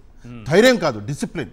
అప్పుడు జగన్మోహన్ రెడ్డి గారు ముఖ్యమంత్రిగా ఉండే జగన్మోహన్ రెడ్డి గారు ఒక డిసిప్లిన్ అన్నది పోలీసులకు అలవాటు చేశారు. ఎవడు పడితే వాడు వచ్చేసి మైకు ముందుకు వచ్చి మాట్లాడడం అది సరికాదు, ఏదన్నా ఉంటే చట్టబద్ధంగా చూసుకోండి అన్నారు. కానీ ఇట్లా ఈరోజు నిన్న చూసినాం, నిన్నటి నుంచి ఈ రోజు వరకు ఎవరు పడితే కెమెరా ఉన్న వాళ్ళందరూ డైరెక్ట్గా రావడము, ఒక వీడియో చేయడము, వేసేయడం. ఇదా చట్టం చెప్పేది? చట్టం ఇలా చెప్పట్లేదే. నిజంగా మీరు అంత హర్ట్ అయి ఉంటే జగన్మోహన్ రెడ్డి గారు తప్పు చేశారంటే కేసు బుక్ చేయండి, చేస్తారా? చంద్రబాబు నాయుడు గారి మీద బుక్ చేయండి, చేస్తారా? ఎవరి మీద? అందరూ అన్నోళ్ళే. ఈరోజు మీకు ఒక్క జగన్మోహన్ రెడ్డి గారు అనగానే అది కూడా అన్నది ఎవరిని అంటే ఆ పని చేసిన వాళ్ళని, ఎవరైతే తొత్తులుగా మారారో వాళ్ళనంటే ఈరోజు మీకు రోషం పొడుచుకొచ్చిందే. ఆ రోజు ఎక్కడికి పోయింది ఈ రోషం? సింపుల్గా నేను చెప్తున్నా, నేను తప్పు మాట్లాడితే క్షమించాలి. ఆ రోజు ఎక్కడికి పోయింది ఈ రోషము? డిపార్ట్మెంట్ ఎవరు ఏమన్నా సార్ చాలా నేను ఎందుకు వినిపించట్లేదంటే తిట్లున్నాయి. బూతులు ఉన్నాయి కాబట్టి విజ్ఞత ఉంది కాబట్టి నాకు వినిపించలేకపోతున్నా. కానీ పోలీసు వ్యవస్థ ఏం చేసింది ఆ రోజు? ఈ రోజు డీజీపీ గారిని మనం ఇదే ప్రశ్న అడగాలి. మా దగ్గర ఆధారాలు ఉన్నాయి సార్, పోనీ మీరు చెప్పండి ఆధారాలు పంపించామంటే మీకు పంపించండి. దయచేసి మీరు యాక్షన్ తీసుకోండి. ఈ రోజు కేసులు పెట్టకూడదని ఏం లేదుగా. 4 ఏళ్ల కింద తప్పు చేస్తే ఈ రోజు కేసులు పెడుతున్నారు కదా మీరే వైసీపీ వాళ్ళ మీద. మరి ఇవి ఉన్నాయి కదా, మరి కేసులు పెడతారా? ఇప్పుడు చెప్పండి, మేము పంపిస్తాం డైరెక్ట్గా మీ నెంబర్కి వాట్సాప్ చేస్తాం సార్. ఏముంది ప్రాబ్లము? కుప్పలు తెప్పలుగా ఉన్నా కూడా సాక్ష్యాలు, కేసులు పెట్టే ధైర్యం లేదు పోలీసులకి. ఏం చేస్తున్నారు అంటే రాజకీయంగా ఒక బట్ట కాల్చి మీదేసే ప్రయత్నం చేస్తున్నారు. అక్కడ అన్నది ఎవరినో జగన్మోహన్ రెడ్డి గారు. అండ్ ఇంకో విషయం చెప్పాలి సార్, ఒక ఇంపార్టెంట్ విషయం. ఇంత రచ్చ ఎందుకు చేస్తున్నారు తెలుసా వీళ్ళు? జగన్మోహన్ రెడ్డి గారి సెక్యూరిటీ ల్యాబ్స్ ఏదైతే ఉందో దాన్ని ప్రశ్నిస్తారు అన్న కారణంగా దాన్ని డైవర్ట్ చేయడానికి ఇదంతా చేస్తున్నారు. దానిపైన క్లియర్ గా మాట్లాడాలి సార్. మనోభావాలు దెబ్బతిన్నాయి అని చెప్పేసి రచ్చ ఇదంతా మనోభావాలకింత. ఎందుకంటే ఈ డైవర్షన్ తీసుకొచ్చారు. ఎందుకంటే జగన్మోహన్ రెడ్డి గారి ప్రాణాలకు ముప్పు కలిగించాలనే కుట్ర భగ్నం అయిపోయింది అనుకున్నారు. ఏమో అక్కడ పోలీసుల వైఫల్యం స్పష్టంగా కనిపించింది ఆ హెలీప్యాడ్ దగ్గర చూసినటువంటి దృశ్యాలతో. దీంతో మొత్తం వ్యవహారాన్ని ఒక డైవర్ట్ చేయడానికి వాళ్ళు ఒక ప్లాన్ చేసుకున్నారు. ఆల్రెడీ వైసీపీకి సార్ అంటే చెప్పకూడదు, జగన్మోహన్ రెడ్డి గారి క్లియర్ గా మాట్లాడదాం సార్. ఒక సంఘటన ఆల్రెడీ ఉంది. నిన్న నాకు అసలు భయం వేసింది నా మనసుకి. ఎందుకంటే నాకు గుర్తుంది ఆ రోజు సెప్టెంబర్ 2వ తారీఖు సార్, రోజు మొత్తం నాకు ఒకటే పాప, చిన్న పాప. నేను ఆమెను పట్టుకొని టీవీ దగ్గర కూర్చున్నా. అరే ఏమైంది అంటే అప్పుడు ఒకటే పాప, ఆమెను పట్టుకుని నేను రోజు మొత్తం కూర్చున్నా. ఏమైంది 24 గంటల తర్వాత ఆ న్యూస్ వచ్చినప్పుడు నిజంగా నా కళ్ళల్లో నీళ్ళు, మా నాన్న కళ్ళల్లో నీళ్ళు. మా నాన్న నీళ్ళు ఎక్కడ నేను చూస్తాను కళ్ళ నీళ్ళు అని ఆయన పాపం అటు మళ్ళీ ఆయన ఏడుస్తున్నాడు. రాజశేఖర రెడ్డి గారికి ఎట్లా అయిందని చెప్పేసి ఆ స్థితిలో నిన్న జరిగిన ఈ సంఘటన చూసి అదే గుర్తొచ్చింది మాకు. ఏం చేయాలనుకుంటుర్రు? ఏమీ లేదు, బ్యాకప్ వెనకాల ఇంకో నాయకుడు లేడు ఆ కుటుంబంలో అని చెప్పేసి ఏదన్నా ప్లాన్ చేస్తున్నారా? లేదా కావాలని గాలికి వదిలేసారా ఆ మనిషి ప్రాణం వెనకాల 1,35,00,000 మంది ఓట్లేసిన వాళ్ళు ఈరోజు కూడా ఉన్నారు. ఓట్లేసిన వాళ్ళు, ఓట్లు వేయని అభిమానులు, ప్రాణాలు ఇచ్చే అభిమానులు ఉన్నారు. మీరు మభ్య పెడితే సరే మీకు ఓటు వేసి ఉంటారు, అది వేరే సంగతి. కానీ ఓటు వేయకుండా జగన్మోహన్ రెడ్డి అనే వ్యక్తి కోసం ప్రాణాలు ఇచ్చేవాళ్ళు ఈరోజు కూడా ఉన్నారు. ఆంధ్రప్రదేశ్లో సగం జనం వాళ్ళే. అట్లాంటి ఆ ప్రాణాన్ని గాలికి వదిలేస్తా అంటే ఎట్లా సార్? ఒక్కసారి ఆలోచించండి. రైట్. ఈ స్టేట్మెంట్ పైన జగన్మోహన్ రెడ్డి గారి స్టేట్మెంట్ పైన వచ్చినటువంటి రియాక్షన్ ఇవన్నీ పక్కన పెడదాం సార్. భద్రత పైన క్లియర్గా మాట్లాడుకుందాం. అంతకంటే ముందు రామగిరి ఎస్ఐ సుధాకర్ యాదవ్ గారు ఏం మాట్లాడారనేది ఒక్కసారి విందాం ప్లీజ్. పోలీసులను బట్టలు ఉడదీసి కొడతా అంటున్నావు. పోలీసులు ఏమన్నా నువ్వు ఇస్తే వేసుకున్న బట్టలు అనుకున్నావా? కష్టపడి చదివి రన్నింగ్ రేసుల్లో ఎగ్జామ్స్లో పాస్ అయి ఎన్నో వేల మంది పోటీ పరీక్షల్లో నెగ్గి వేసుకున్న యూనిఫామ్ ఇది. నువ్వెవడో వచ్చి ఉడదీస్తా అంటే ఉడదీయడానికి ఇదేమి అరటి తొక్క కాదు. మేము నిజాయితీగానే ప్రజల పక్షాన్ని నిలబడతాం, నిజాయితీగానే ఉద్యోగం చేస్తాం, నిజాయితీగానే చస్తాం. అంతే తప్ప అడ్డమైన దారులు తొక్కం. జాగ్రత్తగా మాట్లాడు. జగన్, పోలీసులను బట్టలు ఉడదీసి కొడతా అంటున్నావు. పోలీసులు ఏమన్నా నువ్వు ఇస్తే వేసుకున్న బట్టలు అనుకున్నావా? కష్టపడి చదివి. ఎస్ నాగన్న గారు, చాలా నిజాయితీ పరుడైనటువంటి ఎస్ఐ మాట్లాడే, ఒక పోలీస్ అధికారి మాట్లాడే మాటల్లా ఇవి వినిపిస్తున్నాయి. ఎందుకంటే చదివి ఎగ్జామినేషన్ రాసి పాస్ అయ్యి మేము ఇక్కడ వరకు వచ్చాం, మా బట్టలు ఊడదీస్తానంటాం. ఇదేమన్నా అరటిపండు తొక్క నువ్వు ఊడదీయడానికి? అలాగే మేము నిజాయితీగా పనిచేస్తాం, నిజాయితీగానే చస్తాం అంటే ఒక ఎస్ఐ పైన ఆరోపణలు వస్తే పోలీస్ డిపార్ట్మెంటు ఎస్పీ గారు ఎవరో స్పందించాలి. వీడియో రిలీజ్ చేస్తున్నారు, ఎస్ఐ వీడియో రిలీజ్ చేస్తున్నారు సార్. అందులో జగన్ గుర్తుపెట్టుకో, ఒక ఎస్ఐ వార్నింగ్ ఇస్తున్నారు, జగన్ గుర్తుపెట్టుకో అని. అసలు ఏంటి, ఏం జరిగింది? నిజంగా ఆయన పైన వచ్చినటువంటి ఆరోపణల్లో వాస్తవాలు ఉన్నాయా, లేకపోతే వైఎస్ఆర్సీపీ కాబట్టి ఏదో ఒక రకంగా బురద జల్లాలని ఆయన పైన ఏమన్నా బురద జల్లిందా? పోలీసు వ్యవస్థ ఇక్కడ ఎంపీపీ ఎలక్షన్ మొదలైనప్పటి నుంచి లింగమయ్య హత్య వరకు, తర్వాత హంతకుల్ని పట్టుకోవడమో కేసు పెట్టడమో, అక్కడి నుంచి సాక్షుల వరకు, సాక్షులతో కూడా ఫోటోలు ఉన్నాయి వారివి. ఎవరివి? ఎస్ఐ గారు సుధాకర్ యాదవ్ గారిది. మరి ఆ వ్యక్తి జగన్ గుర్తుపెట్టుకొని వార్నింగ్ ఇస్తున్నారు. నిజానికి పోలీసు వ్యవస్థలో ఇలాంటి వీడియోలు షూట్ చేసి రిలీజ్ చేసి వార్నింగ్లు ఇచ్చేటటువంటి సంప్రదాయం ఏదైనా ఉందా అన్న అనుమానం కలుగుతోంది. పోనీ ఈయనపైన వస్తున్నటువంటి ఆరోపణలు వాస్తవం అవునా కాదా, అంత నిజాయితీ పరుడేనా, లేకపోతే వైఎస్ఆర్సీపీ ఉద్దేశపూర్వకంగా ఆయన పైన ఏమన్నా బురద జల్లేటటువంటి ప్రయత్నం చేస్తోందా? తోపుదుర్తి గారు కూడా ఉన్నారు, వారు కూడా ఏమైనా అనవసరమైనటువంటి ఆరోపణలు ఆయన పైన ఏమన్నా చేస్తున్నారా? ఎస్ నాగన్న గారు మీరే చెప్పాలి. రైట్, ఏంటి ఈ రామగిరి ఎస్ఐ సుధాకర్ యాదవ్ అత్యంత నిజాయితీ పరుడైనటువంటి పోలీస్ అధికారా, లేకపోతే వైఎస్ఆర్సీపీ ఉద్దేశపూర్వకంగా ఆయన పైన ఏమన్నా బురద జల్లుతోందా? సార్, ఉద్దేశపూర్వకంగా ఒక పోలీస్ ఆఫీసర్ మీద, ఎస్ఐ గారి మీద ఉద్దేశపూర్వకంగా బురద జల్లేది ఏం లేదు సార్. తెలుగుదేశానికి అక్కడ లోకల్ ఎమ్మెల్యే గారికి ఆయన కొమ్ము కాస్తున్నారు సార్. ఒక కురువు లింగమయ్య, నేను ఒక కురువు సామాజిక వర్గానికి సంబంధించిన అడ్వకేట్ సార్. నాది కనగానపల్లి మండలము. నేను అక్కడి నుంచే వచ్చినాను, ఫ్యాక్షన్ చూసినాను, ఫ్యాక్షన్ వ్యతిరేకంగా పోరాడినాను. అయితే చనిపోయిండేది కురువు లింగమయ్య ఒక బీసీ సామాజిక వర్గానికి సంబంధించిన వాడు, వెనుకబడిన వర్గానికి సంబంధించిన వాడు. ఆయన కనీసం వార్డు మెంబర్ కూడా కాదు సార్, ఒక కూలి పని చేసుకునే అతని వ్యక్తి. ఆయన్ని చంపితే అత్యంత దారుణంగా స్టిక్ తీసుకొని చంపితే మీరు కేసు పెట్టిండేది ఏం సార్? ఏం పెట్టారు మీరు? ఎఫ్ఐఆర్ నమోదు చేసింది ఏం సార్? ఎఫ్ఐఆర్లో ఎన్ని లోపాలు ఉన్నాయి తెలుసా? 13 లోపాలు ఉన్నాయి, ఇంకా ఉన్నాయి. నేను 15 రోజులు కష్టపడి మేము ఇదంతా తయారు చేసినాం. మీరు పోలీస్ ఆఫీసరు, ఎవరికి మీరు గౌరవంగా మీరు ప్రతిజ్ఞ చేసి ధైర్యంగా పక్షపాతం లేకోకుండా ఉండాలని ప్రమాణం చేసి మీరు పోలీసు ఉద్యోగంలోకి వచ్చినారు. మీరు ఎట్లా ఉండాలా?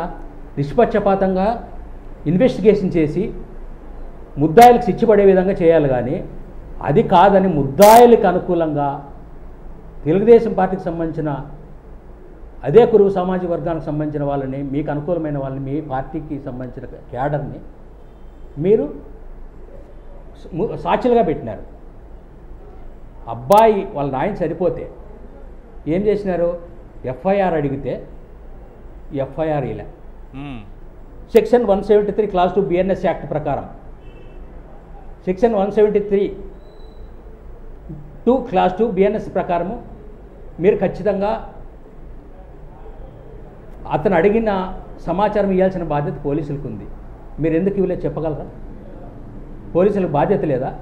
మీరు భారత రాజ్యాంగానికి కట్టుబడి లేరా? మీరు మీ పోలీసు ఉద్యోగం చేస్తున్నావా, లేకపోతే వాళ్ళకి బుడిగం చేసేకి నువ్వేమన్నాడా? రామగిరి ఎస్ఐగా ఉన్నారా? అసలు ఎఫ్ఐఆర్లో ఏముంది సార్? మంచి పద్ధతి కాదు కదా. ఎఫ్ఐఆర్లో ఏముంది? ఏం లోపాలు? ఎఫ్ఐఆర్ 13 లోపాలు ఉన్నాయి. 13 లోపాలు. ఒకటి చెప్తాను సార్, డైలీ సిచ్యుయేషన్ రిపోర్ట్ అని ఒకటి ఉంది. డైలీ సిచ్యుయేషన్ వాళ్ళు రహస్యంగా ఇంటెలిజెన్స్ వాళ్ళకి పంపించే రిపోర్ట్ అది. అది పరిటాల సునీత వాళ్ళ చేతికి ఎట్లా పోయింది చెప్పండి? అందులో ఆమె మజ్జిగ రామాంజనమ్మ, కురుబ రామాంజనమ్మ కంప్లైంట్ తీసుకుంది. దాంట్లో ఏం రాసినారు? ఏ పార్టీకి సంబంధించిన వారు కాదు అని రాసినారు. సెకండ్ని ఏం రాసినారు?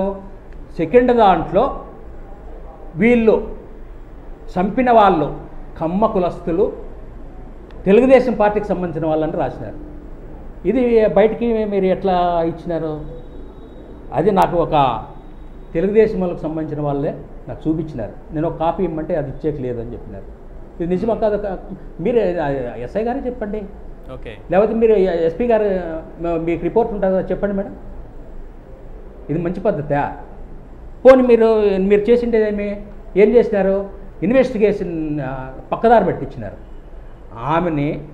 ఆమె టెన్షన్లో ఉంటే ఆమెతో మీరు మీ కాటకుతో పోయి సొంతం పెట్టించుకుంటే ఎట్లా సార్?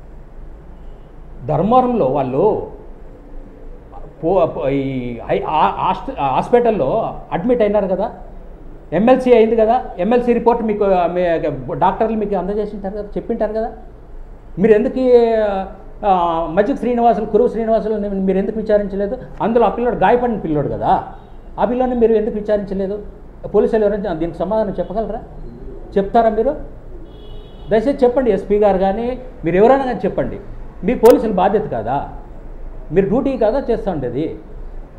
నేను ఒక యాజ్ ఏ అడ్వకేట్గానే మాట్లాడుతున్నా. నిజం చెప్పండి. మీరు ఇచ్చినారా లేదా నిజం చెప్పండి. నాకెట్లా తెలుస్తుంది? డిఎస్ఆర్ రిపోర్ట్ నాకేం రాదు కదా.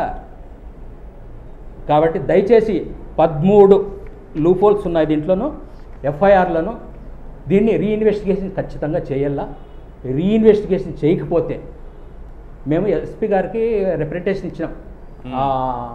ఆ బాధితుల తరఫున మజ్జిగ రామాంజనమ్మ, కురవ రామాంజనమ్మ, కురవ శ్రీనివాసులు, నేను పోయి ఎస్పీ గారికి పెనగొండ డిఎస్పీ ఆఫీస్లో మేము రిప్రజెంటేషన్ ఇచ్చినాము. ఇవన్నీ లూపోల్స్ ఉన్నాయి మేడం, మీరు ఖచ్చితంగా మీరు దీని మీద చర్య తీసుకోండి, రీఇన్వెస్టిగేషన్ చేయండి. ఆ పిల్లోనికి ఆ కుటుంబానికి, బాధిత కుటుంబానికి అన్యాయం చేయొద్దండి మేడం. మీరు ఏమన్నా అనుకొని చట్టపరంగా వ్యవహరించండి అని మేము రిక్వెస్ట్ చేసినాము. మేడం కూడా ఎస్పీ గారు మొదటి నుంచి సుధాకర్ యాదవ్ గారి వ్యవహార శైలి ఎలా ఉంది చెప్పండి. చూస్తాము, ఖచ్చితంగా వెయిట్ చేస్తాము. ఈ సుధాకర్ యాదవ్ గారి వ్యవహార శైలి గురించి చెప్పండి. చట్టపరంగా మేము ఏం చేయాలో అది చేస్తాం. చట్టం మాకు తెలుసు, కోర్టులు ఉన్నాయి, పై కోర్టులు ఉన్నాయి. అది పేదవాళ్ళకి కొంచెమైనా న్యాయం జరుగుతుందనే ఆలోచన ఉంది కదా. రైట్, మేము చట్టపరంగానే పోతాం. ఖచ్చితంగా ఖచ్చితంగా కేసుని ముందుకు తీసుకుపోతాము. మీకు ఏమన్నా ఉంటే ఇంకా భవిష్యత్తులో ఈ కేసుకు సంబంధించి ఇంకా లూపోల్స్ ఉన్నాయి. ఇప్పటికైనా డీజీపీ గారు, ఎస్పీ గారు, డిఐజీ గారు మీరందరూ విచారించి ఆ సుధాకర్ యాదవ్ మీద వెంటనే చర్య తీసుకోండి. ఏం చర్య తీసుకోవాలి సార్? ఆయన అందరికి వార్నింగ్ ఇస్తున్నారు కదా, లేదా వినిపిస్తోందా? అప్పగించండి కేసు.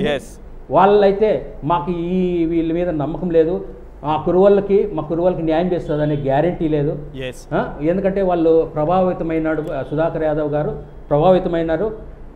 ఇప్పుడు ప్రభావితం కాకపోతే వాళ్ళ సంబంధించిన విట్నెస్ని తీసుకొని మళ్ళీ ఒకసారి కనెక్ట్ చేయండి. నా వాయిస్ రీచ్ కావట్లేదు వారికి.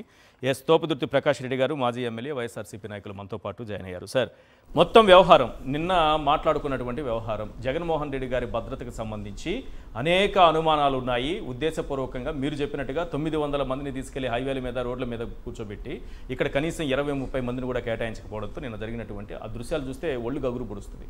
అవునండి, అవి చూస్తే చాలా భయంకరంగా ఉన్నాయి. నేను హాలీవుడ్ మూవీ లాగా ఉంది. అది ఫిజికల్గా ఉన్న హెలికాప్టర్ ల్యాండ్ అవుతూ ఉంది, ఇంకాను అక్కడ ల్యాండ్ అయ్యింది, ఫ్యాన్ రెక్కలు తిరుగుతూ ఉన్నాయి, జనం వచ్చేసారు అక్కడికి. అక్కడ అట్లీస్ట్ ఆ ఫ్యాన్ తిరుగుతోంది చూడండి. అలాగా తిరుగుతూనే ఉంది. ఎక్కడ ఎవరైనా టచ్ చెయ్యి పైకెత్తి అది టచ్ అయినా కూడా ఏం ప్రమాదం జరిగేది ఏమనేది ఊహించడానికే సాధ్యం కావట్లేదు. మరి నిజంగా రెండు మూడు ఇష్యూస్ ఉన్నాయి సార్. దీన్ని డైవర్ట్ చేయాలి. ఇది దొరికిపోయారు ఆధారాలతో సహా. దీన్ని డైవర్ట్ చేయాలి. డైవర్ట్ చేయడానికి పోలీసుల గురించి ఏదో మాట్లాడారని నిన్న బ్రహ్మాండంగా జరిగినటువంటి జనం చేసినటువంటి కవాతు, 50-60 వేల మంది జనం చేసినటువంటి కవాతు 3.5 కిలోమీటర్లు జగన్మోహన్ రెడ్డి గారితో పాటు నడిచి దాన్ని డైవర్ట్ చేయాలి. హత్యా రాజకీయాలపైన జగన్ గారు చేసిన స్టేట్మెంట్స్ డైవర్ట్ చేయాలి. భద్రతా వైఫల్యము, భద్రతా చర్యల్లో పోలీసుల లోపాలు, జగన్మోహన్ రెడ్డి గారి ప్రాణాల పట్ల ప్రభుత్వానికి ఉన్నటువంటి నిర్లక్ష్య వైఖరి, దీని మీద చర్చ జరగకూడదు, డైవర్షన్ చేయాలా. డైవర్షన్ చేయడానికే ఇతనితో స్టేట్మెంట్ ఇప్పించారు. జగన్ గారిని కామెంట్ చేసేంత స్థాయి అతంది. మరి నిజంగా డీజీపీ గారు, డిఐజీ గారు మీరు సత్వరమే మీరు ఒక ఎంక్వైరీ వేసి ఎందుకు మొత్తం అక్కడికి వచ్చిన ప్రజలందరూ కూడా హెలిప్యాడ్ వైపు దూసుకొని వచ్చారు, ఎందుకు అటువైపు దూసుకొని వచ్చారు? మరి మీకు అక్కడ బ్యారికేడ్స్ చుట్టూ ఉన్న పోలీసులు ఏం చేస్తూ ఉన్నారు? ఎంతమంది ఉన్నారు అక్కడ? బ్యారికేడ్స్ దాటి లోపలికి జనాలు తోస్తూ ఉన్నారు. మీరు మాట్లాడండి అని నాకు ఒక ఆఫీసర్ తెచ్చి మైక్ ఇచ్చారు. మైక్ ఇస్తే నేను వాళ్ళందరికీ మైక్లో విజ్ఞప్తి చేసింది ఏంటంటే, మీరు బ్యారికేడ్లను తోసుకుంటూ వెళ్తే జగన్ గారు ల్యాండ్ అవ్వలేరు, దయచేసి ఇక్కడ రోడ్లో నేను కూర్చుంటాను, మీరు కూర్చోండి అనేసి దాదాపు 1 గంట పాటు ప్రజల్ని కంట్రోల్ చేశాం. అంటే మీకు చేతగాని పరిస్థితుల్లో మీరు మా సాయం తీసుకున్నారు, మేము ఒక బాధ్యత కలిగిన పౌరునిగా అది నిర్వర్తించినాము. కానీ అంటే నేను ఒకటి లెట్ మీ కంప్లీట్ సార్. నిజంగా అక్కడ అడిక్వేట్ సెక్యూరిటీ మీరు కల్పించింటే, కావలసినంత మందిని అక్కడ బందోబస్తుగా మీరు నియమించింటే ఇటువంటి పరిస్థితి వస్తుందా? నామమాత్రపు బందోబస్తు మాత్రం హెలిప్యాడ్ దగ్గర నిర్వహించారు సార్. మేజర్గా ఎంతమంది ఉంటారు? 30-40 మందికి మించి లేరండి. 30 హార్డ్లీ 30 ఎస్పీ గారు 1100 మందితో పెట్టామని అంటున్నారు కదా. ఎక్కడంటే ఎవరు కూడా జగన్ గారి హెలిప్యాడ్ దగ్గరికి రాకుండా, అంటే ఈ నిరసన కార్యక్రమంలో ప్రజలు పాల్గొనకుండా బ్యారికేడ్లు పెట్టి ఎన్ఎస్ గేట్ వద్ద, రాప్తాడు వద్ద, చెన్నకొత్తపల్లి వద్ద, పెనుగొండ వద్ద, ధర్మవరం వద్ద, మీకు పాపిరెడ్డిపల్లి అటువైపు చెర్లోపల్లి వద్ద, మీ కనగానపల్లి వద్ద, ఎక్కడ చూసినా నియోజకవర్గంలో దాదాపుగా 15 చోట్ల పెట్టారు. ధర్మవరంలో పెట్టారు, పెనుగొండలో పెట్టారు, చుట్టుపక్కల నియోజకవర్గాల్లో రాప్తాడులో పెట్టారు. అంటే బ్యారికేడ్లు పెట్టి ఎక్కడికక్కడ పోలీసులు ఆపుతా వచ్చారు. నన్ను ఆపారు, కేతిరెడ్డి వెంకటరామరెడ్డి గారిని ఆపారు, చెవిరెడ్డి భాస్కర్ రెడ్డి గారిని ఆపారు. అంటే ఒక రకమైనటువంటి నాయకుల్నే ఆపారు, గొడవపడి ముందుకు వచ్చాం. అంటే సామాన్యుల్ని ఎంతమందిని వాళ్ళు ఇక్కడికి రానికుండా చేశారు? మా అంచనా కనీసం 1000 నుంచి 1500 వాహనాలని ఈ లోపలికి రానికోకుండా, ఈ ఎన్ఎస్ హైవేలో నుంచి దాదాపుగా 6 కిలోమీటర్ల దూరంలో హెలిప్యాడ్ ఉంది, అక్కడికి రానికుండా హైవే మీదనే దాదాపుగా 1000 నుంచి 1500 వాహనాలు ఆపారు. దానికి బందోబస్తు కావాలి కదా. వీరి ఇంటర్నల్ మీటింగ్లో జగన్ గారు వచ్చేది 8వ తారీఖు, 6వ తేదీ నైట్ జరిగినటువంటి మీటింగ్లో పోలీసు జిల్లా అధికారులు, ఎస్పీ గారు కానీ డీజీ గారు కానీ వీళ్ళందరూ జరిపిన మీటింగ్లో 3200 మంది పోలీసుల్ని కోరారు ఫస్ట్. అది కాదనేసి 1000 మందినో 1100 మందినో ఇచ్చారు. అంటే వీళ్ళ ఉద్దేశం ఏంటి? ఎవ్వరూ అక్కడికి వెళ్ళకూడదు, జగన్ గారు ల్యాండ్ కావాలి, 3-4 వాహనాల్లో పాపిరెడ్డిపల్లి వెళ్ళాలి, వాళ్ళని పరామర్శించి వెనక్కి వెళ్ళాలి, అలా వచ్చినట్లు ఉండాలి, ఇలా వెళ్ళినట్లు ఉండాలని పరిటాల సునీత స్టేట్మెంట్ స్టేట్మెంట్ కాదు, ఆమె వార్నింగ్. అవును, మేము అనుకుంటే నీ హెలికాప్టర్ ల్యాండ్ కానివ్వమనేటువంటి ఆమె వార్నింగ్. ఆమె అంటే నాకు ఆ దమ్ము ఉందని. ఏంది దమ్మేంది? నీ ధైర్యం ఏంది? ఇది ప్రజాస్వామ్యమా, రాచరికమా, మీ జాగీరా? ఒక రాష్ట్ర మాజీ ముఖ్యమంత్రి రామగిరిలో మీరు చంపితే, ఒక కురుబ కులస్తుని చంపితే, ఒక రైతుని చంపితే, ఆ కుటుంబానికి అండగా నిలవడానికి జగన్మోహన్ రెడ్డి గారు వస్తే మేము రానివ్వము, మేము అనుకుంటే నీ హెలికాప్టర్ దిగనివ్వము, మేము అనుకుంటే నువ్వు ప్రాణాలతో వెనక్కి వెళ్తావా? ఏంటి ఈ స్టేట్మెంట్ లేని, వార్నింగ్ లేని? వచ్చినట్లే వెనక్కి వెళ్ళాలా, అలా వచ్చినట్లు ఉండాలి, ఇలా వెళ్ళినట్లు ఉండాలా? ఏమండి ఇదేం ప్రజాస్వామ్యమా, దౌర్జన్యమా, పెత్తందారీ విధానమా? మీ ఫ్యూడల్ మెంటాలిటీ కాదా? చంద్రబాబు నాయుడు గారు కళ్ళు మూసుకున్నారా? పరిటాల సునీత అహంకారం ఎక్కడి నుంచి వచ్చింది? ఆమె అహంభావం ఎక్కడి నుంచి వచ్చింది? మీరు ఇచ్చిన అధికారం వల్ల కాదా? ఈరోజు ఇటువంటి అధికారులు ఎవరైతే సుధాకర్ యాదవ్ లాంటి అధికారులు, పోలీస్ అధికారులు వాళ్ళకు ఊడిగం చేస్తుండడం వల్ల కాదా? వాళ్ళ చెప్పు చేతుల కింద పని చేస్తుండడం వల్ల కాదా? వారు చెప్పినట్లుగా అక్కడ ఆ ప్రాంతంలో ప్రజల్ని పీడిస్తుండడం వల్ల కాదా? మేమేం చెప్పినా జరుగుతుంది, మా రాజరికం నడుస్తుంది, మేము ఎవరినైనా సంపొచ్చు, కేసులు మాఫీ చేసుకోవచ్చు. చరిత్రలో జరిగింది ఇది. ఆ ప్రాంతంలో 100-150 మందిని చంపారు, ఏ ఒక్క కేసులో శిక్ష పడలే. పోలీసు అధికారులు ఈరోజు ఈ కేసులో ఏం చేశారు? ఎఫ్ఐఆర్ స్టేజ్లోనే మొత్తం కేసు నీరుగార్చారు. ఇలాగే చరిత్ర అంతా కూడా, వాళ్ళ చరిత్ర అంతా కూడా ఎఫ్ఐఆర్ స్టేజ్లోనే కేసు నీరుగార్చే విధంగా ఏం చేశారు ఈ కేసులో చెప్పండి. ఈ కేసులో హత్యకు గురైనటువంటి లింగమయ్య కుమారుడు పక్కనే ఉండి వాళ్ళ నాయనను రక్షించుకోవడానికి ఆయన అడ్డుపడితే ఆయనను కూడా కొట్టారు. కానీ గాయపడినటువంటి ఆ ఇంజూర్డ్ విట్నెస్ అంటారు, అతని స్టేట్మెంట్ ఈ రోజు వరకు కూడా తీసుకోలేదు. మరి ఈ అదే సంఘటనలో అక్కడ చుట్టుపక్కల వాళ్ళు, ఇరుగు పొరుగు వాళ్ళు వచ్చేసి ఆయనను ఆటోలో ఎక్కించి హాస్పిటల్ తీసుకొని పోయారు. వాళ్ళ కొడుకు కూడా హాస్పిటల్కి వెళ్ళాడు. మరి వాళ్ళు ఎవరిని సాక్షులుగా వీళ్ళు విచారించలేరా? వాళ్ళు ఎవరు సాక్షులు కాదు. లింగమయ్య భార్య కంప్లైనెంట్గా తీసుకున్నారు, ఆమెకు చదువు రాదు. వీళ్ళే వెంటనే అర్జెంటుగా గంటన్నరలోనే ఒక కంప్లైంట్ రాసి డ్రాఫ్ట్ చేసి 2 నిందితుల్ని చేర్చి అందులో దాదాపు 20 మంది వచ్చారు. 3 నేరుగా కొట్టారు, దాడి చేశారు. వీళ్ళు లింగమయ్య భార్యతో ఒక వేలిముద్ర ఇచ్చుకున్నారు. వేలిముద్రకు ఇంకు ప్యాడ్ కూడా తెచ్చుకునేంత టైం కూడా లేదు వాళ్ళకి. రామగిరికి వెళ్ళి ఇంకు ప్యాడ్ తెచ్చుకునే టైం లేదు. నీ కాటుకు డబ్బు ఇవ్వమని అడిగారు. కాటుకు డబ్బు ఇస్తే దాంట్లో 1000 అద్దె ఆమెతో ముద్ర వేయించారు. వేయించేసి మమ అనిపించారు. ఈ కేసులో వాళ్ళు వాడింది బేస్బాల్ స్టిక్ పట్టుకునే దగ్గర ఒక 1.5 ఇంచు నుంచి 2 ఇంచుల మందం ఉంటే మీకు చివరిలో అది 4 ఇంచుల పైన 4 ఇంచుల నుంచి 6 ఇంచుల మందం ఉంటుంది బేస్బాల్ స్టిక్. మరి ఆ బేస్బాల్ స్టిక్తో ఒకే దెబ్బ కొట్టారు. కొడితే ఆయన కింద పడిపోయాడు. ఆ దెబ్బకు ఆ బేస్బాల్ స్టిక్ ఇరిగిపోయింది. ఇరిగిపోయినటువంటి అంటే పేడ్ అంటారు దాన్ని. ఇరిగిపోయినటువంటి ఆ బేస్బాల్ స్టిక్తో మళ్ళీ కొడుకు అడ్డుపోతే కొడుకుని కొట్టారు. కొడుకుకు తలపైన 4 కుట్లు పడ్డాయి. మరి రెండో ఏటు వేశారు, ఇక్కడ పడింది, దవడలకు పడింది. సో కొడుకు కూడా కింద పడిపోయినాడు, సొమ్మసిల్లి పడిపోయినాడు. అప్పుడు చుట్టుపక్కల వాళ్ళు పరిగెత్తుకుంటూ వచ్చారు. మరి సాక్షులుగా వాళ్ళని పెట్టాలనా, కొడుకుని పెట్టాలనా? కొడుకుకు ఎమ్మెల్సీ చేశారు, తండ్రికి ఎమ్మెల్సీ చేశారు.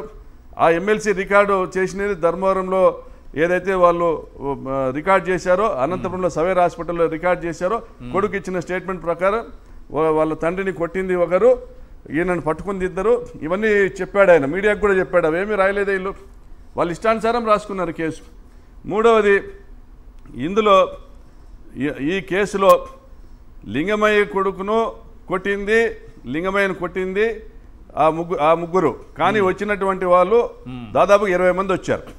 ఆ 20 మందిలో 20 మంది వచ్చిన వాళ్ళని కూడా కేసులో పెట్టలే. సాక్షులుగా ఎవరిని పెట్టాలా? ఈ సంఘటన స్థలంలో ఉండి వీళ్ళ తరపున పరిగెత్తుకుంటూ వచ్చి వీళ్ళని హాస్పిటల్ తీసిపోయిన వాళ్ళను, ఇది సంఘటన జరిగిన దాంట్లో వీళ్ళ భార్యను కొడుకును పెట్టాలి. వీళ్ళని పెట్టలే. ఎవరైతే ఈ హంతకులు ఉన్నారో, రమేష్, మనోజ్ అనే వ్యక్తి, ఆదర్శ్ అనే వ్యక్తి, ఈ హంతకులతో ఫోటోలు దిగి గతంలో వాళ్ళ అనుచరులుగా చలామణి అవుతూ హంతకులతో ఫోటోలు దిగిన తెలుగుదేశం పార్టీ కార్యకర్తల్ని సాక్షులుగా పెట్టారంటే హత్య మీరే చేస్తారు, సాక్ష్యమో మీరే చెప్తారు. ఇంకా కేసు ఎస్ఐ గారు చాలా స్ట్రిక్ట్ గా మాట్లాడారు, ఏదో చాలా నిజాయితీపరుడైనటువంటి వ్యక్తిలా మాట్లాడారు. ఆయన కూడా చెప్పు, నేను నిజాయితీగానే పనిచేస్తాం, నిజాయితీగా చస్తాం, నిజాయితీ ఉంది మాలో. సిగ్గుపోతుందండి, నిజాయితీ అనే పదానికి సిగ్గుపోతుంది. ఇతనా నిజాయితీపరుడు? ఇతను నిజాయితీగా ఉంటే ఇదే గ్రామంలో 2 రోజులు 26వ తేదీ రామగిరిలో ఇతని దగ్గరుండి మా పార్టీ నాయకుల్ని కొట్టించాడు. మళ్ళీ మా వాళ్ళ మీద కేసులు పెట్టించాడు. ఎవరికైతే విప్పించి పంపించామో ఒక జిల్లా స్థాయి నాయకుడికి, ఆ జిల్లా స్థాయి నాయకుడిని కొట్టించాడు రామగిరిలో, ఇతను పోలీస్ స్టేషన్ ముందర ఎంపీడీ ఆఫీస్లో. మళ్ళీ ఎవరైతే తన్నులు తిన్నారో మళ్ళీ వాళ్ళ మీద కేసు పెట్టించాడు, వాళ్ళ మీద కేసు నమోదు చేయించాడు. మళ్ళీ నెక్స్ట్ డే 27వ తేదీ రాత్రి పాపిరెడ్డిపల్లి గ్రామంలో మా పార్టీ లీడర్ జయచంద్రారెడ్డి ఇంటి మీద ఇదే హంతకులు దాడి చేశారు. పోలీసులు నో యాక్షన్, నో పోలీస్. 28వ తేదీ మళ్ళీ దాడి చేశారు, నో పోలీస్. అక్కడ ఈ దాడిని అడ్డగించిందల్లా లింగమయ్య కొడుకులు. మాకు అడ్డం వస్తారా నా కొడుకులారా, మీ కథ చూస్తామని ఆ రోజు చెప్పిపోయినారు. 28వ తేదీ నీకు ఒక ఎంపీటీసీ కొడుకును పిలిపించి బెదిరించారు. 29వ తేదీ ఒక ఎంపీటీసీ కొడుకును పిలిచి బెదిరించారు, పోలేపల్లి ఎంపీటీసీ కొడుకును. 30వ తేదీ మర్డర్ చేశారు. అంటే 4 రోజులు దురాగతాలు కంటిన్యూస్ గా చేస్తా అంటే నిద్రపోతా అన్నాడా? ఇతను నిజాయితీ పరుడు అండి. 4 రోజులు నీ డ్యూటీలో నువ్వు ఫెయిల్ అయ్యావు. నీ డ్యూటీలో you are the custodian of that mandal, SHO station house officer. నేను ఆ మండలంలోకి వెళ్ళాలనేసి దానికి 15 రోజుల ముందర మా బంధువులు ఒక గుడి కడతా ఉంటే చందా ఇచ్చినాను, దాంట్లో ఒక ఉత్సవానికి నేను వెళ్ళాలంటే నన్ను ఆపినారు పోలీసులు. డిఎస్పీ గారు, ఒక 2-3 సిఐలు, ఒక 4 SIలు వచ్చి హైవే మీద ఆపారు. నేను వెళ్ళాలంటే మేము బందోబస్తు ఇవ్వమండి అంటే అదేమన్నా పాకిస్తాన్ రామగిరి మండలం బందోబస్తు ఇవ్వడానికి? నేను ఎమ్మెల్యేగా పనిచేసినటువంటి నియోజకవర్గంలో ఒక భాగము. అంటే మాకు చేత కాదు సార్, మేము మిమ్మల్ని కాపాడలేమంటే ఏం చేస్తున్నావు, ఏం చెప్తున్నావా సుధాకర్, నువ్వు SHO సిగ్గు కాలే నీకు? ఎలా ఒక ఎస్ఐ ఒక మాజీ ముఖ్యమంత్రి పైన వీడియో రిలీజ్ చేస్తారు? ఎవరు అనుమతిస్తారు? మామూలుగా పోలీస్ డిపార్ట్మెంట్లో అటువంటి సంప్రదాయం ఏదైనా ఉందా? ఇది అసలు విచ్చలవిడితనానికి పరాకాష్ట అండి. ఇతనికి చేసిన తప్పును కప్పిపుచ్చుకునే దానికి డైవర్షన్ చేస్తా ఉన్నాడు. ఇతని మీద కఠిన చర్యలు తీసుకోవాలి, తీసుకుంటారని ఇప్పటికీ నమ్ముతా ఉన్నాము. గతంలో ఇది 5/1/2025 మొన్న జనవరి 5వ తారీఖున వచ్చినటువంటి ఒక వార్త. పోలీసే మట్టి దొంగ. అవునండి, పోలీసే మట్టి దొంగ అని ఒక వార్త సాక్షి దినపత్రికలో వచ్చింది. ఏంటని చూస్తే లేపాక్షి హబ్ భూముల్లో అక్రమంగా మట్టి తవ్వకం, తాను నిర్మిస్తున్న కోళ్ల ఫామ్ కోసం 100 టిప్పర్లతో రవాణా, ఈడీ అటాచ్ చేసిన భూముల్లో తవ్వకాలపై సర్వత్రా విస్మయం, అన్నీ తెలిసి కళ్ళు మూసుకున్న రెవెన్యూ, మైనింగ్, పోలీస్ శాఖలు అంటూ రాప్తాడు నియోజకవర్గంలో ఎస్ఐగా ఉన్న సదరు అధికారి గతంలో చిలమత్తూరులో పనిచేశారు. ఆ సమయంలో అక్కడ దాదాపు 3 ఎకరాల భూమి భార్య పేరు మీద కొన్నారు. ఇప్పుడు అక్కడ కోళ్ల ఫామ్ నిర్మిస్తున్నారు. అయితే ఈ భూమి ఏటవాలుగా ఉంటుంది. లెవలింగ్ కోసం కావాల్సిన మట్టిని ఏకంగా లేపాక్షి హబ్ భూముల్లోకి అక్రమంగా తోలుతున్నారు. ఇది వార్త. ఇది పక్కన పెడితే చిలమత్తూరు మండల ఎస్ఐగా 2016 ఏప్రిల్ నెలలో పనిచేసిన సమయంలో సుధాకర్ యాదవ్ ఎర్రకొండ అటవీ ప్రాంతంలో ఉన్న అత్యంత ప్రాచీనమైన కనుమలక్ష్మి నరసింహస్వామి దేవాలయం వద్ద అభివృద్ధి పనులతో జేసీబీ ఏర్పాటు చేసి అర్ధరాత్రి తవ్వకాలు జరిపి నిధులు లభించినట్లు అప్పట్లో సాక్షి ఇంతకుముందు చూపించినటువంటిది వచ్చింది. అయితే ఆయన పైన ఆరోపణలు వచ్చిన నేపథ్యంలో చిలమత్తూరు నుంచి వీఆర్కు పంపిన ఉన్నతాధికారులు తరువాత అదే సంవత్సరం, ఇది 2006ది, అదే సంవత్సరం 2016 జరిగింది. అదే సంవత్సరం 6వ నెల జూన్లో చిలమత్తూరు పొలం సర్వే నంబర్ 98-2లో 371 అత్యంత విలువైన భూమి మండల కేంద్రానికి అతి సమీపంలో ఉన్న భూమిని స్వయాన తన భార్య అనుగొండ స్వాతి పేరు మీద కొనుగోలు చేయటం అప్పట్లో చర్చనీయాంశంగా మారింది. దానికి సంబంధించినటువంటి డాక్యుమెంట్స్ డిఐజీ గారు చూడాలి. దానికి సంబంధించినటువంటి డాక్యుమెంట్స్ సాక్షి చేతిలో ఉంది. సాక్షి టీవీ చేతిలో దానికి సంబంధించినటువంటి డాక్యుమెంట్స్ ఉన్నాయి. మరి అత్యంత నిజాయితీ పరుడైనట్టుగా ఆయన మాట్లాడిన మాటలు వింటే పోలీస్ స్టోరీలో ఆ బేసు వాయిస్తో నాకు తెలిసి సాయి కుమార్ గారు చెప్పినట్టుగా అనిపించింది. కానీ ఎక్కడ ఇన్ని ఆరోపణల? ఇప్పుడు వారు చెప్పిందేమో అక్కడ జరిగినటువంటి అంశానికి సంబంధించి అవినీతి ఆరోపణలు కూడా ఉన్నాయి కదా సార్. ఇక్కడ రాప్తాడులో ఇక్కడ క్లియర్గా మనకి కొన్ని ఫోటోలు ఇందాక మీరు చూపించారు. పరిటాల శ్రీరామ్ గారితో ఈయనకు ఉన్నటువంటి ఆ సఖ్యత అన్నది ఫోటోలలో క్లియర్గా కనిపిస్తున్నది. అది ఇసుకైనా, ఇందాక మీరు చెప్పిన ల్యాండ్ అయినా, ఏది కూడా ఇది ఒక విషయం సార్. సింపుల్గా చెప్తాను. ఒక ఎస్ఐ ఎలాగా ఒక కాన్స్టిట్యున్సీ నుంచి ఎమ్మెల్యేగా కంటెస్ట్ చేయాలనుకుంటాడు? అదేమన్నా చిన్న విషయమా సార్? ఎంత బ్యాకప్ లేకపోతే అది అన్ని టీడీపీ సోషల్ మీడియాలలో సర్క్యులేట్ అయిందా ఆ పోస్టర్? ఒక ఎస్ఐ ఎలా చేయాలనుకుంటాడు? తన స్తోమత ఏంటి, ఆర్థిక స్తోమత ఒక్కసారి మనం ఆలోచించొద్దా? ఇంత ప్రాపర్టీలు ఎలా పర్చేస్ చేస్తాడు? ఇంకోటి ఆయన మాట్లాడారు, ఆయన చాలా బేస్లో బాలకృష్ణ గారి డైలాగులు, అంటే కొంచెం మిక్స్ చేసేయాలండి డైలాగులు. ఆ డైలాగులు చెప్పుకుంటూ మేము అంటే ప్రజల కోసం పనిచేస్తామని చెప్పేసి ఒక మాట్లాడాడు. నిజంగా మీరు ప్రజల కోసం పనిచేసి ఉంటే ఈ హత్యలు జరిగేవే కావు, ఈ ఇష్యూస్ వచ్చేవే కావు. ఇది మీ ఫెయిల్యూర్. ఇందాక చెప్పినట్టు సార్ చెప్పినట్లు ఇది ఒక మీ ఫెయిల్యూర్. ఇక్కడ క్లియర్గా ఇంకో విషయం కూడా మనకు అర్థమవుతుంది సార్. ఏంటంటే రాజకీయంగా ఇందాక మీరు చెప్పారు జగన్మోహన్ రెడ్డి గారి సెక్యూరిటీ గురించి మనం మాట్లాడుకుంటూ ఒక విషయం క్లియర్గా చెప్పాలి. పరిటాల సునీత గారు ఒక విషయం మాట్లాడారు. ఒక ఎమ్మెల్యేకి ఎంతమంది ఉంటారు సెక్యూరిటీ? ఒక ఎస్ఐఓ, ఒక 2 ఎస్ఐలో, ఒక సిఐఓ ఉంటే సరిపోద్ది. మాకు కూడా అంతే ఉన్నారు, ఆయనకు ఎందుకు ఇంత సెక్యూరిటీ అన్నారు. ఇంకొకరు రత్న గారు, ఎస్పీ రత్న గారు గౌరవనీయులు, ఆమె 2 ఎస్పీలను పెట్టినాము, మేము చాలా సెక్యూరిటీ ఇచ్చినాము. కాకపోతే ఇక్కడ మనం సీరియస్ కన్సర్న్ జగన్మోహన్ రెడ్డి గారి సెక్యూరిటీ మీద ఉంది సార్. ఇందాక మనం మాట్లాడదాము అని చెప్పేసి ఆగే సీరియస్ కన్సర్న్. ఎందుకు సీరియస్ కన్సర్న్ అంటే అక్కడ మనం చూస్తున్నటువంటి విజువల్స్ అన్నవి చాలా భయంకరమైన విజువల్స్, చాలా అంటే చాలా భయంకరమైన విజువల్స్. ఒకవైపు ఈ సెక్యూరిటీ ల్యాబ్స్ని కవర్ చేయడానికి ఈ సుధాకర్ యాదవ్ లాంటి వాళ్ళని వాడుకుంటున్నారు. అసలు విషయం అది. సుధాకర్ యాదవ్ గారు బయటకు వచ్చో, లేదంటే భవానీ గారు బయటకు వచ్చో, లేదా ఎస్పీ రత్న గారు బయటకు వచ్చో ఈరోజు మాట్లాడుతున్నారంటే ఎందుకంటే వైసీపీ వాళ్ళు ఏకి పారేస్తారు ఈ సెక్యూరిటీ ల్యాబ్స్ చూసి. ఇంత పెద్ద నాయకుడు, ఇంత ప్రజాదరణ ఉన్న నాయకుడి పరిస్థితి ఇది అని చెప్పేసి ఈ విషయం సెంట్రల్ దాకా బొద్ది ఎట్లా డైవర్ట్ చేయాలి అని అప్పటికప్పుడు ఏం చేశారు అంటే ఈ మొత్తం డ్రామా నడిపారు. ఇది డైవర్జన్ పాలిటిక్సే. లేకపోతే ఒక ఎస్ఐ ఒక ఎక్స్ సీఎంని పట్టుకుని ఏకవచనంతో మాట్లాడము బై మిస్టేక్ కూడా మేము మాట్లాడము సార్.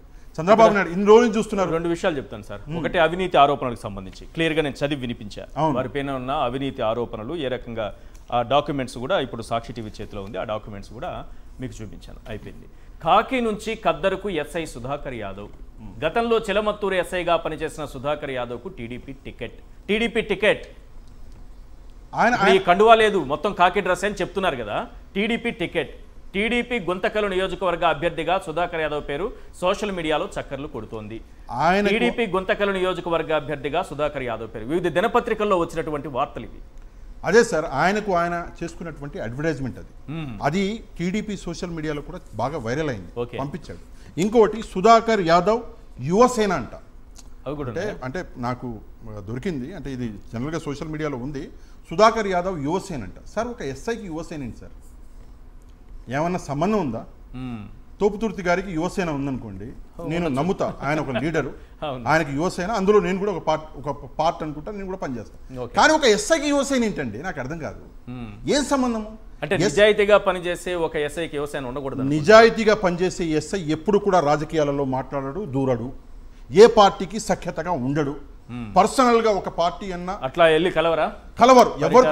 సార్ ఒక విషయం, ఇందాకే నాయుడు గారిని, అక్కడ సత్యకుమార్ గారిని, ఇంకా చాలా మందిని కలిసారు కదా. నేను ఇప్పుడే ఇక్కడ కూర్చొని గ్రోక్ని ఒక ప్రశ్న అడిగా, ఎంతమంది ఎస్ఐలు ఉన్నారు ఆంధ్రప్రదేశ్లో అంటే 3,500 మంది ఎస్ఐలు ఆంధ్రప్రదేశ్లో ఉన్నారని చెప్పేసి ఒక ఆన్సర్ ఇచ్చింది. అప్రాక్సిమేట్గా గ్రోక్ ఇచ్చినటువంటి ఆన్సర్. 3,500 మంది ఎస్ఐలు ఉంటే ఎంతమంది వెళ్ళి కలిశారు సార్ వీళ్ళందరినీ? ఈయన ఒకడేగా వెళ్ళి కలిసింది, ఒక పార్టీ వ్యక్తుల్ని. మరి అదే అంటున్నాను. సరే మీరు అందరినీ కలిశారంటే అది కాకుండా సరే మీ ఏదైతే ఇది ఉందో మీ కాన్స్టిట్యూషన్ ఏమనాలి, మీ ఏరియా ఏదైతే ఉందో ఆ ఏరియాకి సంబంధించి అందరి నాయకులను మీరు వెళ్ళి కలిశారు, అందరితో మీరు సఖ్యతగా ఉన్నారు, అందరితో మర్యాదగా మాట్లాడుతున్నారు అంటే అది వేరే సంగతి. సెలెక్టివ్గా ఒక పార్టీ మీద ప్రేమ ఎందుకు? రాజకీయంగా మీకు నిజంగా ఏదైనా కోరికలు ఉంటే ఇందాక చెప్పిన నేను తప్పు లేదండి, అందరికీ ఉంటాయి కోరికలు. కానీ మీరు ఏం చేయాలి, యూనిఫామ్ ఇప్పేసి పక్కన పెట్టేసి అఫీషియల్గా నేను రాజకీయాలు జాయిన్ చేస్తున్నాను అని చెప్పేసి మీ దగ్గర ఆస్తులు ఉంటే ఖర్చులు పెట్టుకొని మీరు ఒక ఎమ్మెల్యే గాను కార్పొరేటర్ గాను కంటెస్ట్ చేయండి, ప్రజలు వెల్కమ్ చెప్తారు, రాజకీయంగా మేము కూడా ఎదుర్కొంటాం. కానీ మీరు ముసుగులో ఒక ఎస్ఐ ఒక యూనిఫామ్ ముసుగులో ఈరోజు ఇండైరెక్ట్గా ఇట్లా సపోర్ట్ చేస్తే గెలవరా? కాన్స్టిట్యున్సీలలో గెలవరా? ఒక ఎస్ఐ ఇలాగా ఇండైరెక్ట్గా సపోర్ట్ చేస్తే కాన్స్టిట్యున్సీలో గెలవరా? సమాధానం చెప్పండి. ఇప్పుడు గెలిచిన గెలుపు అన్నది అందులో 100% ఈయన పాత్ర ఉన్నది, ఇక్కడ క్లియర్గా కనిపిస్తున్నది. ఈరోజు ఈ విషయం అండి, ఈయన పైన ఏదైతే ఫేస్బుక్లో కానీ సోషల్ మీడియాలో కానీ ఈయన పోస్టర్లు అన్నీ ఇవన్నీ కూడా చంద్రబాబుతో ఉన్న ఫోటోలు ఇవన్నీ కూడా ఎస్పీ గారికి నెల ముందే పెట్టా, పుట్టపర్తి ఎస్పీ గారికి పెట్టి మాట్లాడాను, చెప్పాను, మెసేజ్ పెట్టాను, మాట్లాడాను. మేడం, ఇటువంటి వ్యక్తి who is directly related with Telugu Desam party, ఆయన దానికి ఒక యువసేనని పెట్టుకున్నారనేసి తనకు తాను తెలుగుదేశం పార్టీ కార్యకర్తగా ఆపాదించుకుంటూ పెట్టినటువంటి పోస్టులు ఇవన్నీ కనిపిస్తూ ఉంటే how can we expect this fellow to act impartially? Madam, సామాన్యులకి ఏ న్యాయం జరుగుతుందండి? ఒక టీడీపీ కార్యకర్తల పని చేయడానికి కూడా పెట్టాను, will look in to it అన్నారు, అంతేగాని అతని మీద ఎటువంటి యాక్షను లేదు. రైట్.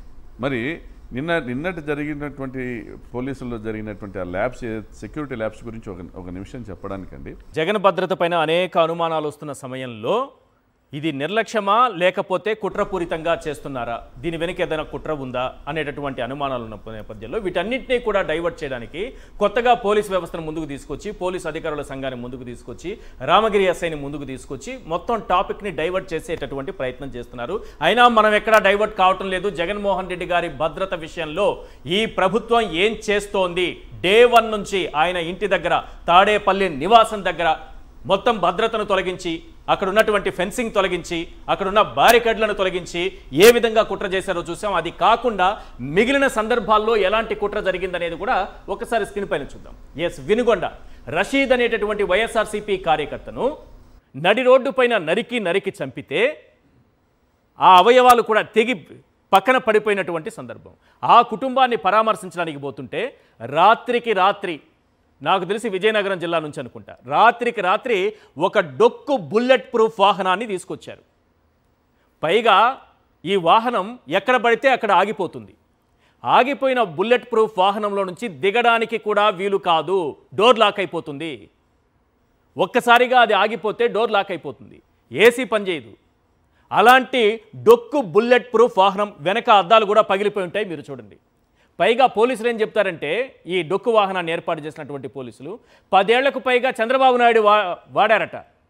చంద్రబాబు నాయుడు గారే 10 ఏళ్లకు పైగా వాడినటువంటిది డొక్కు కాకపోతే ఏమవుతుంది? దాన్ని తీసి మూలన పడేసిన దాన్ని తీసుకొచ్చి ఆయన భద్రత కోసం అంటూ కాన్వాయ్లో ఈ బుల్లెట్ ప్రూఫ్ వాహనాన్ని పెట్టారు. దీన్ని దిగి ఇక ఇందులో ప్రయాణం చేయలేము, ఇది 1 కిలోమీటర్ దూరం కూడా ప్రయాణించకముందే అనేక సార్లు ఆగిపోతోందని ఆయన దిగి నడుచుకెళ్ళి వేరే వాహనంలో వెళ్లాల్సిన పరిస్థితి వచ్చింది. నెక్స్ట్ ఒకసారి చూడండి, తిరుపతి 8 మందిని తొక్కి చంపేశారు మీ నిర్లక్ష్యంతో. 8 మంది భక్తుల ప్రాణాలు తీశారు. వారిని పరామర్శించడానికి వస్తే తిరుచానూరు దగ్గర జగన్మోహన్ రెడ్డి గారి కాన్వాయ్కి లారీలు అడ్డం పెట్టారు. లారీలు అడ్డం పెట్టి మీరు వెళ్ళడానికి లేదు, మీకు మేము టైం ఇచ్చినప్పుడే మీరు వెళ్ళాలని లారీలు అడ్డం పెడితే ఆయన దిగి నడుచుకుంటూ వెళ్ళారు. ఎక్కడుంది సెక్యూరిటీ, ఎక్కడుంది భద్రత? ఈ విధంగా ఒక మాజీ ముఖ్యమంత్రికి Z+ కేటగిరీ భద్రత ఉన్నటువంటి మాజీ ముఖ్యమంత్రి విషయంలో ఈరోజు స్థానిక పోలీసులు లేకుండా ఆయన నడి రోడ్డు పైన నడిపించేటటువంటి పరిస్థితికి తీసుకొచ్చారు. అక్కడ ఏమాత్రం భద్రత లేదు. అంటే ఏదైనా జరిగితే జరగనివ్వండి అన్న ఆలోచన, అన్న కుట్ర తప్ప ఇందులో ఆయనకు భద్రత కల్పించాలి అనేటటువంటి ఆలోచన ఎక్కడైనా మీకు కనిపిస్తోందా? నెక్స్ట్, గుంటూరు మిర్చి యార్డ్ రైతుల్ని పరామర్శించడానికి వెళితే ఎప్పుడు 19/2/2025 గుంటూరులో. ఆ రోజు ఎమ్మెల్సీ ఎన్నికల కోడ్ ఈ కారణాన్ని చూపి అసలు పోలీసులు ఎవరు వెళ్ళకండి అని చెప్పేశారు. కొన్ని వేల మంది తరలి వచ్చారు అక్కడికి. మరి ఎవరు కాపాడాలి? రాధాకృష్ణ గారు చెప్పినట్టు స్వీయ నియంత్రణ పాటించాలట. ఈ సూత్రం మిగతా రాజకీయ నాయకులకు వర్తించదు. ఒక జగన్మోహన్ రెడ్డి గారికే రాధాకృష్ణ గారు ఈ పాలసీ తయారు చేశారు. అక్కడ అంతమంది వస్తే ఆఖరికి అక్కడున్న అభిమానులు, కార్యకర్తలు, పార్టీ నేతలే రోప్ పార్టీగా ఏర్పడి రోప్ పెట్టి ఆయన్ని తీసుకెళ్లారు. అంటే మిర్చి యార్డుకు వద్దకు వెళ్లకుండా చేయాలనేటటువంటి కుట్ర. అక్కడ చూసి కనిపిస్తోంది కదా మీకు, యారో మార్క్ రెడ్ కనిపిస్తోంది కదా, రోప్ చూసారా? ఇవంతా రోప్ పార్టీ పోలీసులు ఉండాలి భద్రత కోసం. కానీ పార్టీ నాయకులు, కార్యకర్తలు, నేతలే రోప్ పార్టీ ఏర్పాటు చేసుకున్నారు. అక్కడ కూడా ఆయనకు భద్రత లేకుండా చేశారు. మళ్ళీ నిన్న రాప్తాడు పాపిరెడ్డిపల్లికి వెళ్దాం అనుకుంటే అక్కడ చూడండి, ఇదేదో హాలీవుడ్ మూవీలో సీన్ లాగా ఉంది. ఎంత దుర్మార్గంగా వదిలేశారంటే ఆ హెలికాప్టర్ దగ్గరికి మీరు ఎప్పుడైనా ఏ నాయకుడైనా హెలికాప్టర్లో దిగినప్పుడు అంతమంది గుంపుగా రావడం చూసారా? అక్కడ భద్రత ఉంటే కదా. వదిలేస్తే ఆ విధంగా వచ్చేశారు. 1100 మందిని మేము పెట్టామని చెప్తున్నారు ఎస్పీ గారు. కానీ తోపుదుర్తి ప్రకాష్ రెడ్డి గారు క్లియర్గా ఒక మాట చెప్పారు. 900 మందికి పైగా పోలీసులను హైవేలపైన, రోడ్లపైన జగన్ అభిమానులను, పార్టీ అభిమానులను, కార్యకర్తలను రాకుండా అడ్డుకునేటటువంటి కుట్రలో భాగంగా 900 మందిని అక్కడ మోహరించారు. ఓ 20 మందో 30 మందిలో తీసుకొచ్చి ఈ హెలిప్యాడ్ దగ్గర పెట్టారు. ఈరోజు ఈ పరిస్థితి చూడండి. ఇక్కడ పొరపాటున ఏదైనా జరిగితే జగన్మోహన్ రెడ్డి గారే చేసుకున్నారని ఒక దుష్ప్రచారం చేసుకోవచ్చు. అలా ప్రచారం చేసుకోవడానికి మనకి ఎల్లో మీడియా సహకారం ఉండనే ఉంటుంది. ఇది కాకుండా ప్రాణాపాయం ఏమైనా జరిగితే జరగాలని ఏమన్నా కోరుకుంటున్నారా ఎవరైనా? అసలు ఏం జరుగుతోందన్న అనుమానం కలుగుతోంది. ఎస్, మీరు చెప్పండి సార్. పాషా గారు, అనిత గారు, హోంమంత్రి అనిత గారు ఒక మాట అంటున్నారు. ఆ తర్వాత హెలికాప్టర్ ఎగిరిపోయింది, బాగానే వెళ్ళిపోయింది కదా, మరి జగన్మోహన్ రెడ్డి గారు ఒక ప్లాన్ ప్రకారమే ఎక్కకుండా ఒక హై డ్రామా క్రియేట్ చేశారని అంటున్నారు. పాప రాధాకృష్ణ గారు కూడా అదే రాశారు. ఏం చెప్తారు సార్? ఇక్కడ విషయం ఏంటంటే ఆ క్యాప్టెన్ ఎవరైతే ఉన్నారో ఆ క్యాప్టెన్ ఏంటి అంటే ఒక వివిఐపి ప్రాణాలు కాపాడాలి అన్న ఒక మోటివ్ తోటి నేను మళ్ళీ తీసుకెళ్ళలేను, విండ్ షీల్డ్ అన్నది విరిగిపోయింది, అవును, గాలి అన్నది ప్రవాహం ఎక్కువైపోతే ఒక డేంజర్ అన్నది ఉంటుంది అని చెప్పేసి ఒక కారణం చూపించి ఆయన తీసుకెళ్లకుండా ఆ హెలికాప్టర్ అనేది ఎగిరిపోయింది. అవును, ఎక్కడో యూఏఈ ఏదో అంటున్నారో ఎగిరిపోయింది హెలికాప్టర్ అయితే.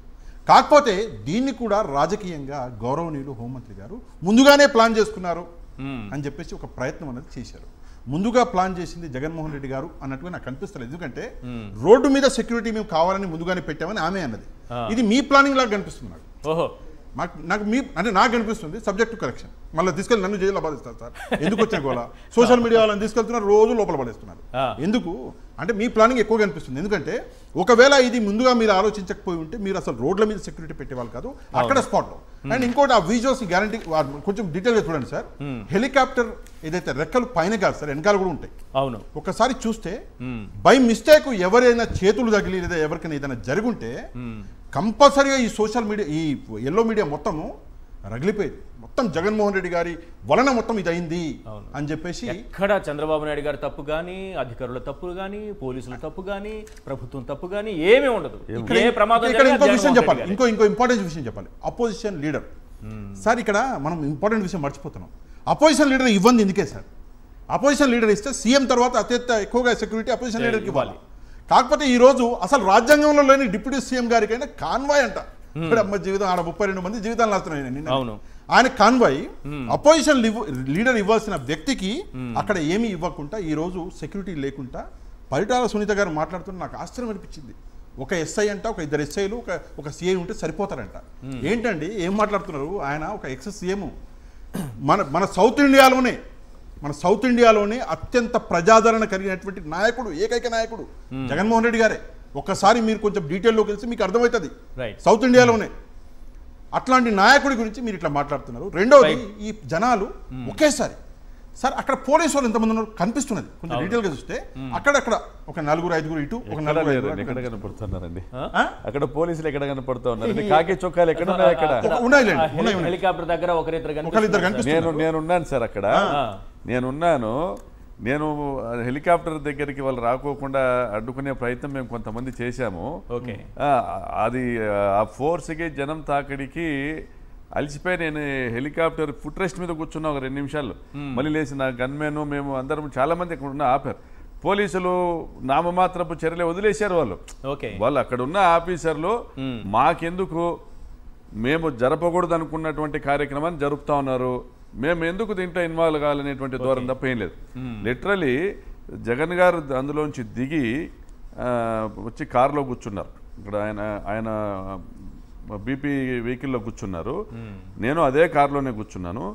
ఈ హెలికాప్టర్ దగ్గర నుంచి కార్ అక్కడి నుంచి రోడ్డు మీదకి రావడానికి అంటే 70-80 మీటర్లు ఉంటుంది మ్యాక్సిమం 100 మీటర్లు రోడ్డు మీదకి రావడానికి 15 నిమిషాలు పట్టింది. అంటే ముందరంతా జనం కనపడుతున్నారు, రో పార్టీ లేదు, పోలీసులు లేరు, దారి చూపించేటువంటి పరిస్థితి లేరు. డ్రైవర్ ఎలా వెళ్ళాలి ఎటువైపు వెళ్ళాలని డ్రైవర్కి అర్థం కావట్లే. జగన్ గారు కూడా చూసుకో పైన ముందర బ్యారికేడ్స్ హైట్ కనపడతానే దాన్ని చూసుకొని వెళ్ళు అని చెప్తా ఉన్నారు. అంటే ఆ జనంలో 100 మీటర్లు దాటుకొని మెయిన్ రోడ్లోకి రావడానికి హెలిప్యాడ్లోంచి రోడ్డుకు రావడానికి మాకు 15 నిమిషాలు పట్టింది. అక్కడి నుంచి పాపిరెడ్డిపల్లి గ్రామము 3 కిలోమీటర్లు 3.5 కిలోమీటర్లు అక్కడికి వెళ్ళడానికి 1.5 అవర్ పట్టింది, 1.5 గంట పట్టింది. ముందరంతా జనమే తప్ప పోలీసులు కానీ రో పార్టీ కానీ ఏమీ లేదండి, వదిలేశారు. అక్కడికి కార్యకర్తల్లో కొంతమంది వాహనానికి అడ్డం పడుతున్న వాళ్ళని లాగి దారి ఏర్పాటు చేశారు. పాపిరెడ్డిపల్లి గ్రామంలోకి వెళ్తే మరీ అధ్వానం. గ్రామంలోకి వెళ్ళిన తర్వాత విపరీతమైన జన తాకిడి ఉంది అక్కడ, టోటలీ ప్యాక్డ్. మేము అక్కడి నుంచి అక్కడ ఊర్లో మరణించిన లింగమయ్య గారి ఇంటి దగ్గరికి వెళ్ళడానికి అక్కడ ఆ గ్రామంలో మళ్ళీ ఒక 15-20 నిమిషాలు పట్టింది. చిన్న గ్రామము, 300 గడపల గ్రామం.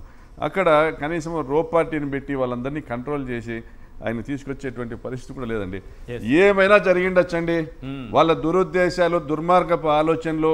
ఒక వారం రోజుల నుంచి నువ్వు వచ్చి ఎన్నికకి వెళ్తావా, నీ హెలికాప్టర్ దిగుతుందా, నువ్వు అలా వచ్చి అలా వెళ్ళిపోవాలి మేము అనుకుంటే ఏమనుకుంటా ఉన్నాం, మా రాజ్యాంగం మేము నడుపుతామనేటువంటి దుర్మార్గమైన ఆలోచనలు వాళ్ళ మాటల్లోనే వ్యక్తమైనాయి. కాబట్టి ఇది తప్పనిసరిగా దీన్ని కేంద్రం దృష్టికి తీసుకొని పోవాల్సిందే, సెక్యూరిటీ రివ్యూ జరగాల్సిందే. రైట్, మీరు చెప్పండి సార్. హత్యాయత్నం సార్, నేను యాక్చువల్గా హత్యాయత్నం గురించి మాట్లాడుతున్నాను. ఆల్రెడీ జగన్మోహన్ రెడ్డి గారి మీద ఒక ఇన్సిడెంట్ జరిగింది, 2 సార్లు జరిగింది, ఒకటి కాదు. మొన్న ఎలక్షన్లో కూడా ఒక రాయి చూశారు, కొంచెం అటు ఇటు అయి ఉంటే కనుపోయేది, ఇంకా ఏదైనా డేంజర్ అయినా అయి ఉండేది. ఇంతకుముందు కూడా ఆయన మీద హత్యాయత్నం జరిగింది. అక్కడ ఒక ఎయిర్పోర్ట్లో సెక్యూరిటీ ఉండంగా, ఇంత మొత్తం ఉండంగా జరిగిన సంఘటన. ఇక్కడ మీరు చూస్తే అసలు జగన్మోహన్ రెడ్డి గారిని మొత్తం నొక్కేస్తున్నారు, ఈ సైడ్ నుంచి ఆ సైడ్ నుంచి. ఏదైనా ఇష్యూ జరుగుంటే అంటే ఎవడో మనసులో ఏదో పెట్టుకొని ఏదైనా చేసుంటే ఏంటి సార్ పరిస్థితి? ఎవరికి సమాధానం చెప్పాలి సార్, మీరు చెప్పండి. జగన్మోహన్ రెడ్డి గారు చేయించుకున్నారు, అదే చెప్తున్నాను నేను. వాళ్ళు రాసేది అదే కదా సార్, నేను అదే చెప్తాను, ప్రచారం చేసేది అదే కదా. ఏంటంటే వీళ్ళకి కావాల్సింది ప్రస్తుతం ఒకటే సార్, అన్ని డైవర్జన్ పాలిటిక్స్, ఏ నుంచి జడ్ వరకు. కానీ మన హోంమంత్రి గారు మాట్లాడినా, మిగతా నాయకులు మాట్లాడినా, లేకపోతే ఆంధ్రజ్యోతిలో రాసినా అంతా బాగుంది, హెలికాప్టరు విండ్ షీల్డ్ దెబ్బతిన్నదని వెల్లడి. అదే నిజమైతే హెలికాప్టర్ ఎలా ఎగిరింది? నేను చెప్తాను సార్, నేను చెప్తానండి. ప్లీజ్. మేము అక్కడికి లింగమయ్య గారి ఇంటికి వెళ్ళి దిగంగానే, మేము ఉన్నది బీపీ వెహికల్లో ఉన్నాం, దానికి విండోస్ కిందకి దించడానికి ఉండదు, బయట ఏం జరుగుతుందో మాకు తెలియదు. కిందికి దిగగానే జగన్ గారి సెక్యూరిటీ వాళ్ళు చెప్పారు, సెక్యూరిటీ ఆఫీసర్ చెప్పారు, సార్ అది ఫ్లైగా అవ్వదు, అది వాళ్ళు వెళ్ళిపోయారు, సో మీరు విఐపీని తీసుకెళ్ళి అంత రిస్క్ తీసుకోలేము, ఇనిషియల్గా ఇదే స్టేజెస్లో ఇమీడియట్గా వెళ్ళి దాన్ని రిపేర్ చేయించుకోవాలని వెళ్ళిపోయారు వాళ్ళు అనేసి. సో వెంటనే అక్కడ అది బయటకు వచ్చేసింది, జగన్ గారు బై రోడ్డు వెళ్లాల్సిందే తప్పదనేసి. దీన్ని ఎస్పీ గారు ముందుగానే ప్రణాళికతోనే వీళ్ళు వెనక్కి రిటర్న్ బై రోడ్ వెళ్తున్నారనేసి విశ్వేశ్వరరెడ్డి గారు వినండి, విశ్వేశ్వరరెడ్డి గారు ఆయన ఫాలోవర్కి ఎవరికో చెప్పారు, ఇది ముందే ప్రీ ప్లాన్డ్. అంటే ఆ ఇంటికి వెళ్ళిన తర్వాత అందరికీ తెలిసిందే, సెక్యూరిటీ ఆఫీసర్ చెప్పిందే, విశ్వేశ్వరరెడ్డి గారు మాతో పట్టున్నారు, ఆయన చెప్పారు. సో నిజంగా ఈయనకు ముందే ప్రీ ప్లాన్డ్ అయితే మా వాహనాలన్నీ ఎక్కడికక్కడ ఆపిన వాహనాలన్నింటినీ కూడా మా లీడర్లు వెళ్ళి వాళ్ళందరినీ కూడా ఆపేసి అందరితో జగన్ గారు వస్తారు వెయిట్ చేయండి అని చెప్పిండొచ్చు కదా మేము ప్లాన్డ్గా. జగన్ గారు ఎక్కడే కానీ ఆపలేదు. ఒక్కొక్క దగ్గర 1000 మంది 2000 మంది 3000 మంది ఎక్కడికక్కడ దాదాపుగా ఒక 15 చోట్ల ఆపారు. ఎక్కడ కూడా ఆయన 2-3 చోట్ల మాత్రము డోర్ ఓపెన్ చేసి అలా మొక్కుకుంటూ వెళ్ళారు తప్ప ఎక్కడే కానీ ఆపలేదు. ఆయన క్లియర్గా ఒక టైమింగ్ ప్రకారం రావాలి, ఒక టైమింగ్ ప్రకారం వెళ్ళాలని టెక్నికల్గా కూడా తర్వాత ఎలా ఎగిరింది విండ్షీల్డ్ పగిలిపోతే అని అడుగుతున్నారు. నేను చెప్తాను సార్. యాక్చువల్లీ విఐపి భద్రత చెప్పండి సార్. విఐపి ఒక ప్రోటోకాల్ ఉంటుంది సార్. వీళ్ళకి హెలికాప్టర్ వాళ్ళకి ఒక ప్రోటోకాల్ ఉంటుంది. ఏంటంటే ఒకవేళ హెలికాప్టర్ డ్యామేజ్ అయ్యి కంపల్సరీగా ఎగరవలసిన స్థితి వస్తే వీళ్ళకి కొన్ని సేఫ్టీ మెజర్మెంట్స్ ఉంటాయి, వీళ్ళకి తెలిసి ఉంటాయి. కానీ ఎవరైనా విఐపి వీళ్ళతో ఉంటే అది ఎక్స్ట్రా బర్డెన్ అవుతుంది. ఆయనని కాపాడడంలో వీళ్ళ ప్రాణాలు కాపాడుకోలేక ఆయనని కాపాడుకోలేక ఇబ్బంది పడవలసిన పరిస్థితులు వస్తాయి. అది వద్దు, విఐపి ప్రాణం మీదకి రావద్దు, మేము ఆ రిస్క్ తీసుకోము అని చెప్పేసి క్యాప్టెన్ డెసిజన్ తీసుకున్నాడు. ఆ హెలికాప్టర్ క్యాప్టెన్ తీసుకున్న డెసిజన్. ఇక్కడ ఎవరో ప్రణాళికలు చేసో మన్ను మట్టి ఏం లేదు. ప్రణాళిక ఎవరైనా చేసిండ్రు అంటే ముందుగానే ఆ ఏమంటారు రోడ్డు మీద పోలీసు వాళ్ళని పెట్టిన వాళ్ళు చేశారు ప్రణాళిక ఇది. అంతేగాని మనం ఇటువైపు నుంచి ఏ ప్రణాళికలు లేవు, అటువైపు నుంచి ఉన్నాయంటే నేను దానికైతే మీకు కనిపిస్తుంది. నాకు చాలా క్లియర్. ఎందుకంటే సార్ క్యాప్టెన్ ఇంకా చెప్పలేదు. చెప్పక ముందే వీళ్ళు ఏం చేశారు, రోడ్డు మీద సెక్యూరిటీ పెట్టారు. ఎందుకు పెట్టారు? ఎట్టొచ్చింది? నేను ఆ విజువల్ చూపిస్తాను. మన తోపుదుర్తి గారిని ఒక ప్రశ్న అడగాలనుకుంటున్నా. ఎందుకంటే ఎస్పీ గారు ఏమంటున్నారంటే హెలీప్యాడ్ వద్ద 250 మంది పోలీసులను పెట్టామని అంటున్నారు. ఇక్కడ ఎక్కడైనా 250 మంది పోలీసులు కనిపిస్తున్నారా? అక్కడ ఒకరు కనిపిస్తున్నారు, ఇద్దరు. హెలికాప్టర్ దగ్గర ఒకరు కనిపిస్తున్నారు, ముగ్గురు. మొత్తం వెతకండి 250. అక్కడ ఇద్దరు కనిపిస్తున్నారు, ముగ్గురు అయ్యారు. పోనీ 30 మంది ఉంటారా? మొత్తం మనకు కనిపించిన వాళ్ళని కూడా తీసుకుందాం. పోలీసులు 250 మంది అక్కడెక్కడైనా పోలీసులు ఉన్నట్టుగా ప్రజలు గుర్తించారా? నేను దృశ్యాలు చూపిస్తున్నా, ఒకసారి క్లోజ్ తీసుకోండి, రాష్ట్ర ప్రజలు కూడా చూడాలి. ఒక్క రోప్ కనిపిస్తుంది. పోలీస్ అధికారులు ఏమంటున్నారంటే 250 మందిని మేము అక్కడ మోహరించామని అంటున్నారు. 250 మంది పోలీసుల బలగాలు అక్కడ ఉన్నాయా? జగన్మోహన్ రెడ్డి గారికి సెక్యూరిటీగా అక్కడ ఉన్నారా? ఆ జనాన్ని నియంత్రించే ప్రయత్నం చేస్తున్నారా? ఆ బారికేడ్లు ఏమైనా పెట్టారా? రోప్ పార్టీని ఏమైనా ఏర్పాటు చేశారా? కనీసం ఆ హెలికాప్టర్ దిగి పాపిరెడ్డి పల్లెకు వెళ్ళడానికి ఉన్న మార్గాన్నైనా చూపించారా? ఎవరైనా అక్కడ ఉన్నారా? ఎవరి కంటికైనా పోలీసులు కనిపిస్తున్నారా? భూతద్దం పెట్టి వెతికితే అక్కడొకరు కనిపిస్తారు మీకు. ఇంత క్లియర్గా ఉంటే ఎస్ తోపుదుర్తి గారు 250 మంది పోలీసుల్ని పెట్టామని పోలీస్ అధికారులు చెప్తున్నారు. హెలీప్యాడ్ నుండి పాపిరెడ్డిపల్లికి వెళ్ళేటువంటి దారిలో కొంతమంది పోలీసులు ఉన్నారు. పాపిరెడ్డిపల్లి గ్రామంలో హంతకులు ఎవరైతే ఈ కేసులో నిందితులు ఉన్నారో వారి ఇంటి దగ్గర 78 మంది పోలీసులు వారికి రక్షణగా ఉన్నారు. అంటే హత్య చేసిన వాడిది ప్రాణం, వాడి ప్రాణం కాపాడాలనే కృతనిశ్చయంగా పోలీస్ డిపార్ట్మెంట్ ప్రభుత్వం ఉంది. చనిపోయినటువంటి లింగమయ్య ఇంటి దగ్గర కూడా పోలీసులు ఏం లేరు. జగన్ గారి రోపార్టీ జగన్ గారితో పాటు ముందర ఫాలో అయినటువంటి పోలీసులు అక్కడ కూడా ఉన్నారు. మరి ఇంత పెద్ద విఐపి రాష్ట్ర మాజీ ముఖ్యమంత్రి ల్యాండింగ్ చేసే దగ్గర పోలీసు భద్రత నిజంగా 250 మంది ఉండింటే వాళ్ళు హెలికాప్టర్ చుట్టూ వెరీ ఫస్ట్ మినిట్ లోనే మోహరించి ఉండేవారు. వీళ్ళందరినీ లాగే దాని చుట్టూ అట్లీస్ట్ హెలికాప్టర్ ప్రొటెక్షన్ కల్పించి ఉండేవారు. ఎక్కడా కనపడట్లేదు. Right sir, right. Thank you అండి తోపుదుర్తి ప్రకాష్ రెడ్డి గారికి వాళ్ళ చర్చలో పాల్గొన్నందుకు. అలాగే పాషా గారు thank you so much sir. Naganna గారు అడ్వకేట్, వారు కూడా చర్చలో పాల్గొన్నారు, వారికి ప్రత్యేకంగా ధన్యవాదాలు. ఇది వాళ్ళ చర్చా కార్యక్రమం. చూస్తూనే ఉండండి సాక్షి టీవీ.